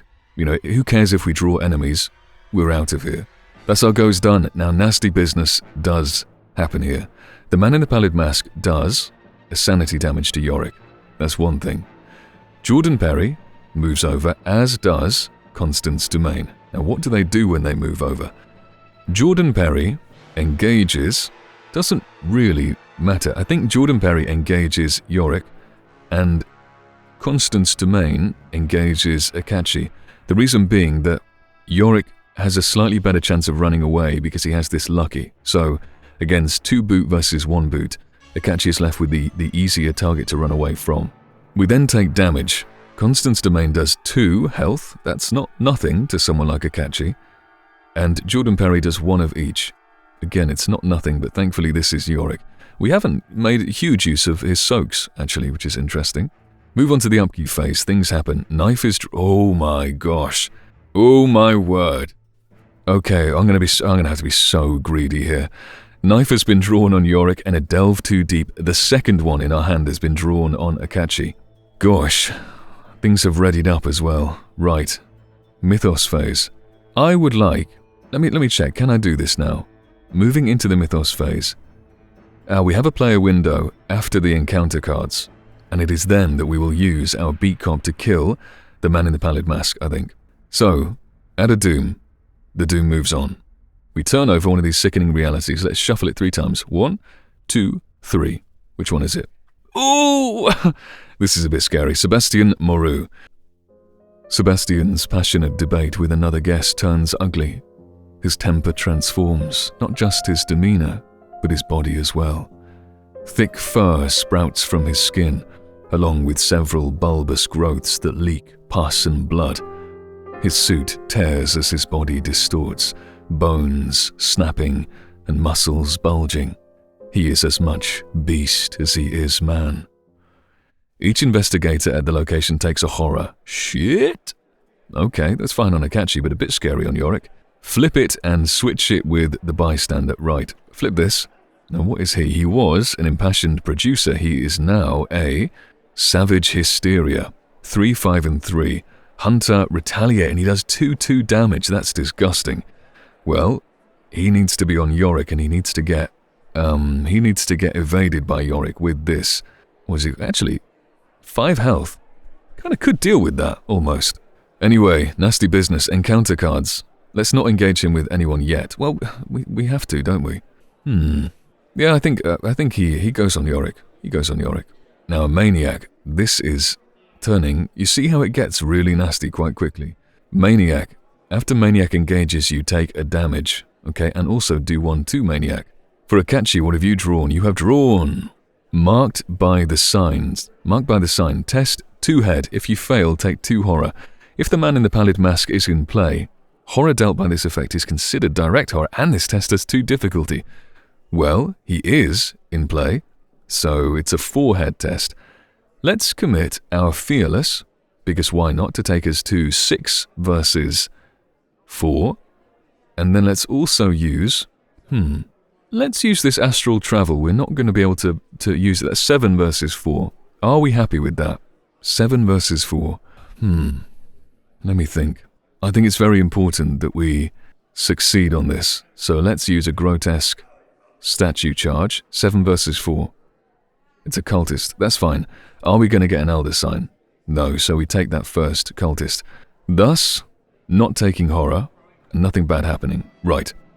It is our turn. It is the investigation phase, or rather, it is actually technically the player window before the end of the Mythos phase, and we're going to use Beat Cop. Ooh! We should use Beat Cop after we've tried to kill Maniac. Maybe. Shit, I don't know. In fact, this would be a great time to use Storm of Spirits, wouldn't it? To do damage to everyone, perhaps. The answer is... Oh my god! The answer is absolutely yes. This is the perfect time to use Storm of Spirits. Right. Let's do that first, then. If we play a Storm of Spirits, the man in the pallid mask dies, as does the Maniac, as long as we, do damage from this Beat Cop. Constance Domain takes 2 health, down to 4. Sebastian Moreau goes down to 3, which is kind of dealable with. Jordan Perry is going to live, but I'm not sure we're getting away from that, really. Okay. We attack. Who do we attack? It doesn't matter. Whoever's got the lowest fist, because we want to succeed. We attack Jordan Perry. We're using head. Head being 5 versus 2, which is very acceptable odds, I would say. 5 versus 2. Could we throw any head at it from Yorick's side? Oh, there is none. 5 versus 2. We're attacking Jordan Perry. I think it's very, very important that this succeeds, actually. This is a time where we use our grotesque statue. Yes, 5 versus 2, let's go. -2, that's a success. Is there going to be an Elder Sign coming? There is not. Okay, let's do this slowly. We play Storm of Spirits. It cost 3, so it's not cheap. And we spend an action. Right. We do 2 damage to each enemy at your location. Wow. And we use the 0 that we drew the second time round so we don't damage the investigators. The man in the pallid mask dies. And we get to add a tally to its tracker, to the Chasing the Stranger tracker. Jordan Perry takes 2 damage, as does Sebastian Moreau. Maniac takes another 2 damage. He's on 3 out of 4. And then we can use Beat Cop. Do we do it now? No, let's do it at the end of Yorick's turn. Constance Domain also takes 2, and then we carry on with Akachi's turn. What to do? Well, I almost think we should use our... God, it's nasty. Sebastian Moreau has 5 health. Jordan Perry does a sanity damage, but Sebastian Moreau is our... What would you say? Our priority numero uno. So what we'll do is we'll use our shriveling, attacking. Constance Domain takes us to 5 health lost. That's very scary, but we will evade her, I think. In fact, oh gosh, there's so much to think about. Right, first we spend a shriveling to attack Sebastian Moreau, testing 5 versus 3.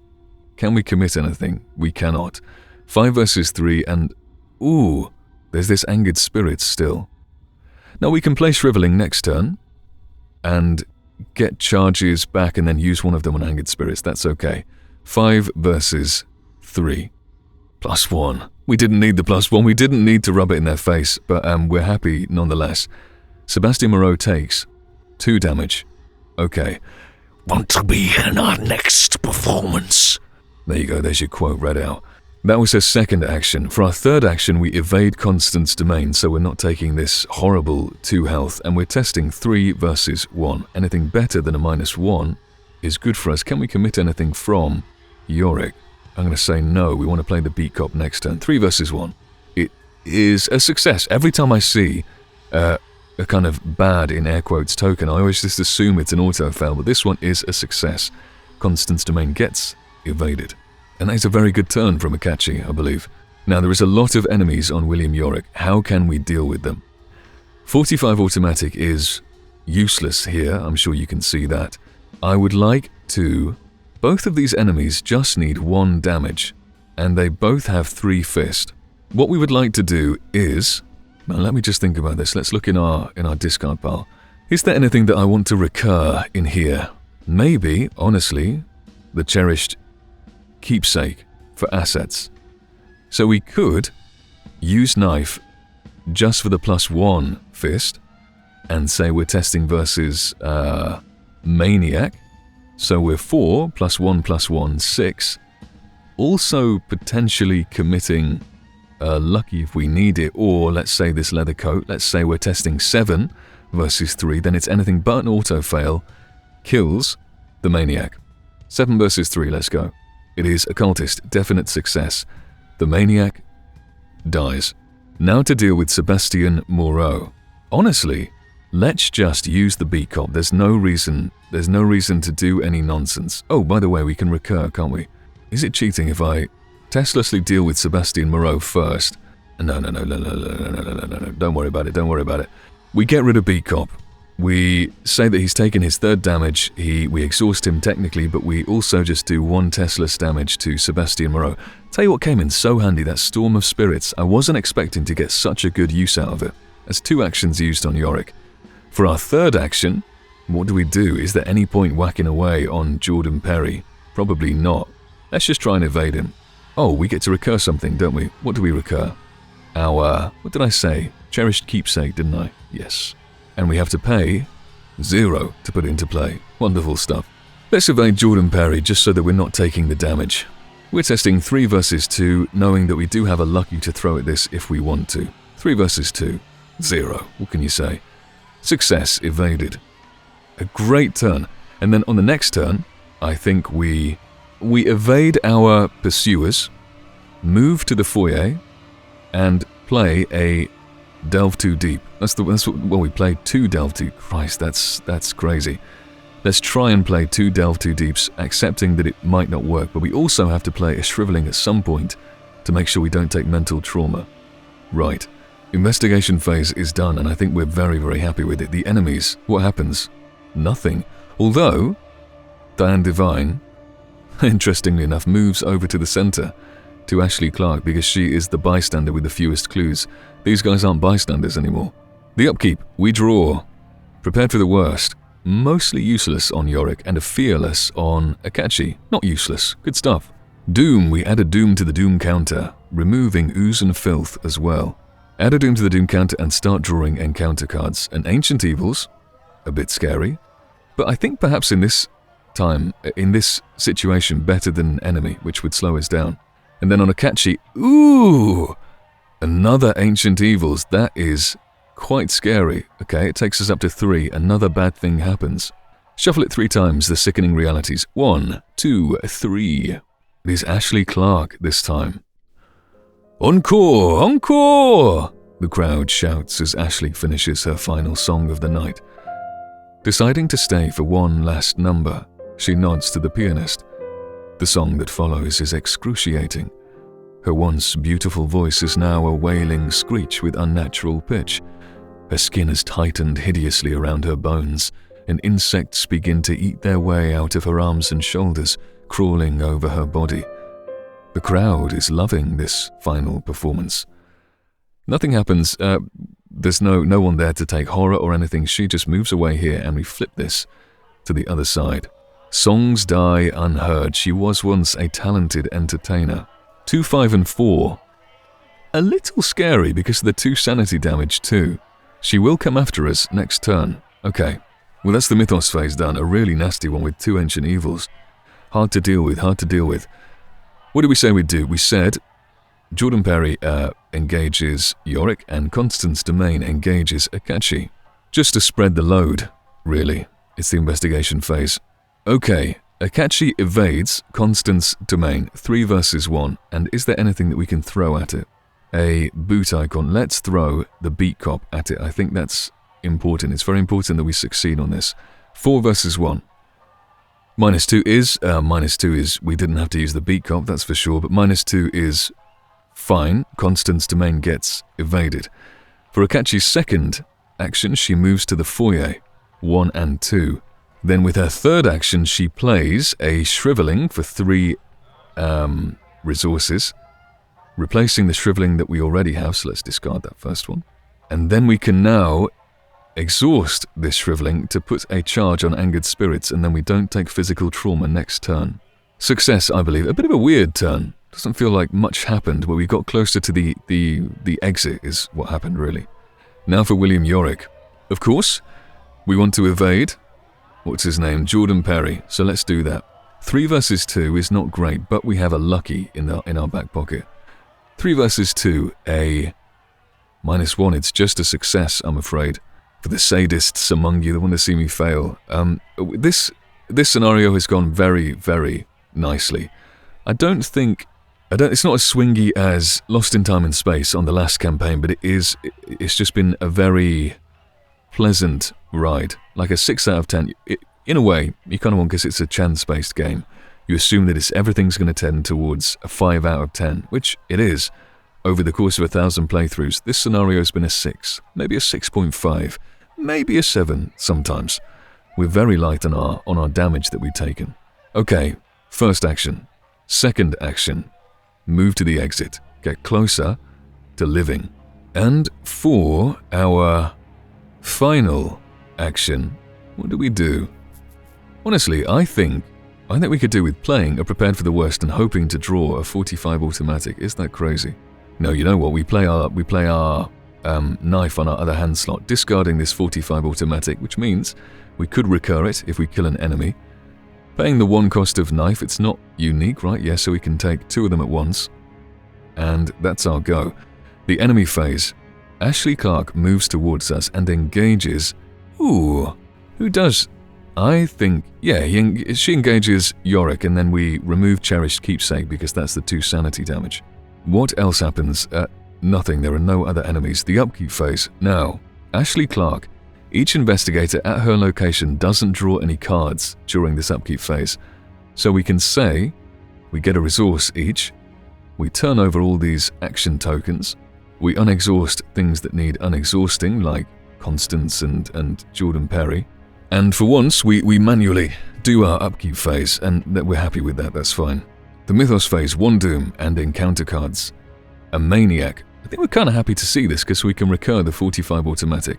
It does make things a little dicey though for having 2 enemies to deal with, and the 2 sanity damage is kind of going to suck actually.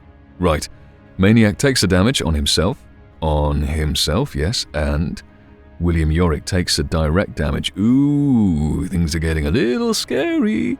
And Akachi has drawn in Ancient Evils. We're alright with that, better than any of the alternatives, I believe. Okay, can we just... I need to add this up. The Maniac is going to do 1 health damage to us if we resign. We can take that. Ashley Clark is going to do 2 sanity damage if we resign. Wow. Wow, oh wow. I think this might be a time where we can only play 1 Delve 2 Deep. To play both Delve 2 Deeps, Akachi would need, and also to resign on this turn, Akachi would need 4 actions. She, of course, doesn't have 4 actions. The problem is, Jordan Perry and Constance Domain are going to move into our location and attack us instantly if we stay here another turn. That's 2 health damage and a 1 health and a 1 sanity. Very, very scary stuff. Yes, we can put them on Yorick, but Yorick is not doing so hot on the sanity himself. We do actually have loads of shriveling charges that we could use. on Akachi. We also have a Fearless, so we can boost it. I think we shrivel the Maniac. No, we shrivel Ashley Clark twice. Yes. Yeah, okay, we're doing this. We shrivel... I need to think this out, though. We shrivel Ashley Clark twice, probably succeeding to do... what? 4 damage out of 5. Yorick then uses a knife to finish her off. That's 2 actions used on Akachi and 1 on Yorick so far. We can then recur the... I would say we recur the Beat Cop on Yorick. Paying the full cost, we can definitely deal with that. Then, the Beat Cop exhausts and kills Ashley Clark. We then attack Maniac once by discarding and once by not discarding, or once by using the 45 automatic maybe, to kill the Maniac. Then, when these enemies move onto us, we can spread the health damage between like Beat Cop and Yorick's Investigator card, and Jordan Perry can engage Akachi, and then we have more time to deal with just everything that's happening. We also have, what did it say? So there's just Ishimaru Haruko left, right? We have time. So Ishimaru Haruko is going to turn this Mythos phase, and then we have another 3 Doom, or if there are no cards underneath the scenario reference card. Whoa. Okay, we nearly went wrong. So as soon as Ishimaru Haruko changes, there will be no cards under the agenda deck, and then we'd advance to Agenda 2B, which I assume is not the ending that we want.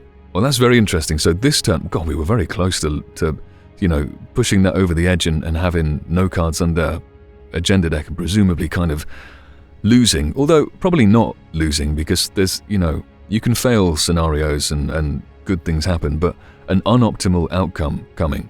We need to get out this turn. So, let's use a Delve Too Deep on Akachi. Have we done everything that we needed to do? All clues. We've sorted out Angered Spirits. Really happy about that. Let's use a Delve Too Deep, paying the cost. It would be amazing to have had the money. And that's 1 resource. If we had 1 resource in total more, then we would have had a second Delve Too Deep here, but alas, it was not to be. Right, Delve Too Deep, we draw things. A Young Psychopath on Yorick, fine. We take we give her loads of fight, that's fine. We give her loads of fight. We just throw away a knife to deal with her. Then for Akachi, we have drawn a Dance of the Yellow King. Now this doesn't gain Surge, this will. There are lunatics on us. Shit. Crap. It says here, test versus 3 head. We hope to succeed in this. If you fail, the nearest lunatic enemy readies, moves, until it reaches your location, engages you, and makes an immediate attack. So, we test... Well, we use a Fearless on this, don't we? Absolutely. We chuck a Fearless at it, why not? Oh, we put the Delve Too Deep in the victory display. I always forget to do that. We're testing 6 versus 3. Can Yorick chuck anything at it? He cannot. 6 versus 3 is good enough. Occultist -2, fantastic, we succeed. Nothing happens. Akachi runs away, I think. Akachi or she could shrivel, actually. She could shrivel to deal with Young Psychopath. Let's do that. 1 charge. We're testing 5 versus... Oh, we gave her loads of fight, didn't we? Shit, 5 versus 5. Well, it's good to test. It's Occultist, it's a fail. Okay. With our last action, we resign. That is definitely what we do. Akachi is out of here, and all of her clues go on this act deck, but I can't really be bothered to manually sort that out. Let's just remember that they're all on there, all 11 of them. Now Yorick's turn. He would like to resign. Currently, he cannot resign, otherwise he'll die. He would like to deal with Young Psychopath. He attacks it by discarding a knife. His first action. We're testing 6, 8 with an overpower, and... fuck it, man. 9 with a prepared for the worst. 9 versus 5. Anything but an auto fail. We got a 0. Wonderful stuff. Then, if my calculations are correct, if we resigned now, we would take 1 health and 2 sanity, both of which we can indeed soak. So we resign with our action, taking us out of here, but also taking the 1 health damage here, and the 2 sanity damage from Ashley Clark, turned, lunatic, to take us up to 5 and 5, which is under our threshold, which means we win. And I thank you very much for accompanying me. Let's have a look at the campaign guide. I feel fantastic about this one. It's been a long time since I have done a scenario in such a complete way, I think. We got, what does it say? If we resign, proceed to, no resolution was reached in the campaign guide. Is that, maybe that's not good. If no resolution was reached and at least one investigator resigned, we did. Turn to page 28. The brisk autumn air embraces you as you exit the manor. There is no doubt in your mind that the cast and crew of the King in Yellow have become affected by madness. Perhaps it's getting to you as well. You feel an encroaching darkness, a presence in your mind not unlike the gaze of the stranger. Startled, you peer about the front yard for the first time since escaping the manor. The scene is different. The front windows are not smashed as they were when you first approached. The trail of blood you had noticed on the porch has been wiped clean, and instead of the disturbingly warped music you heard upon entering, the soothing tones of slow jazz drift out from the courtyard. Wow, okay. In your campaign log, under VIPs interviewed, record the name. Yeah, we've done that. Under the VIPs slain, how many did we slay? Constance is alive. Jordan Perry's alive. It was just... Yeah, because Ashley's alive, so is Ishimaru. Slain was just Sebastian Moru, for completeness' sake.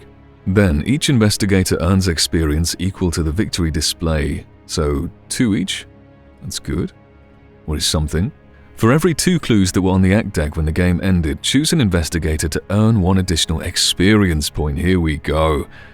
Experience from this must be divided evenly. Okay, we had 6 plus 11, 17.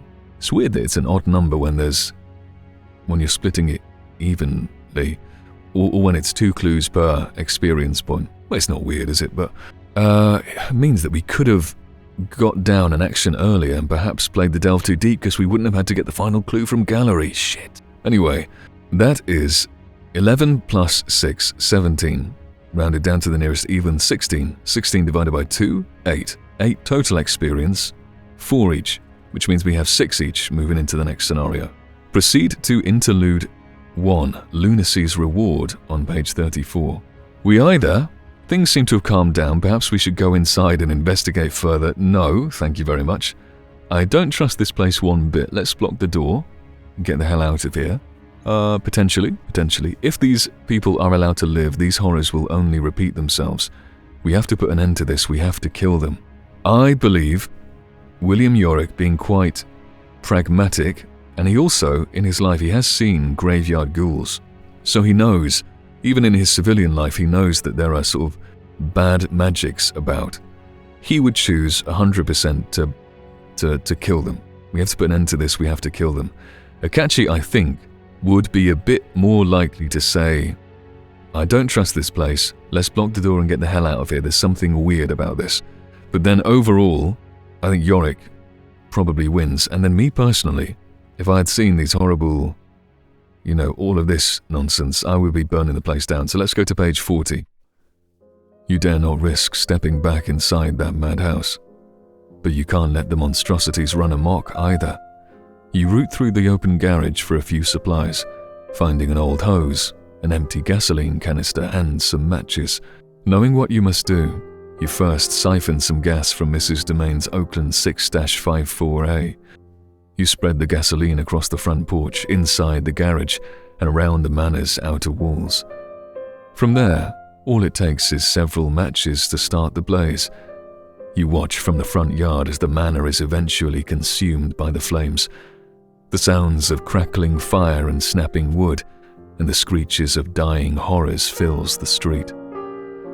Satisfied, you head back to your vehicle and tear off towards Southside, full of grim determination. Gone are the days when the vehicles are called stuff like 6-54A, although I love the idea of that.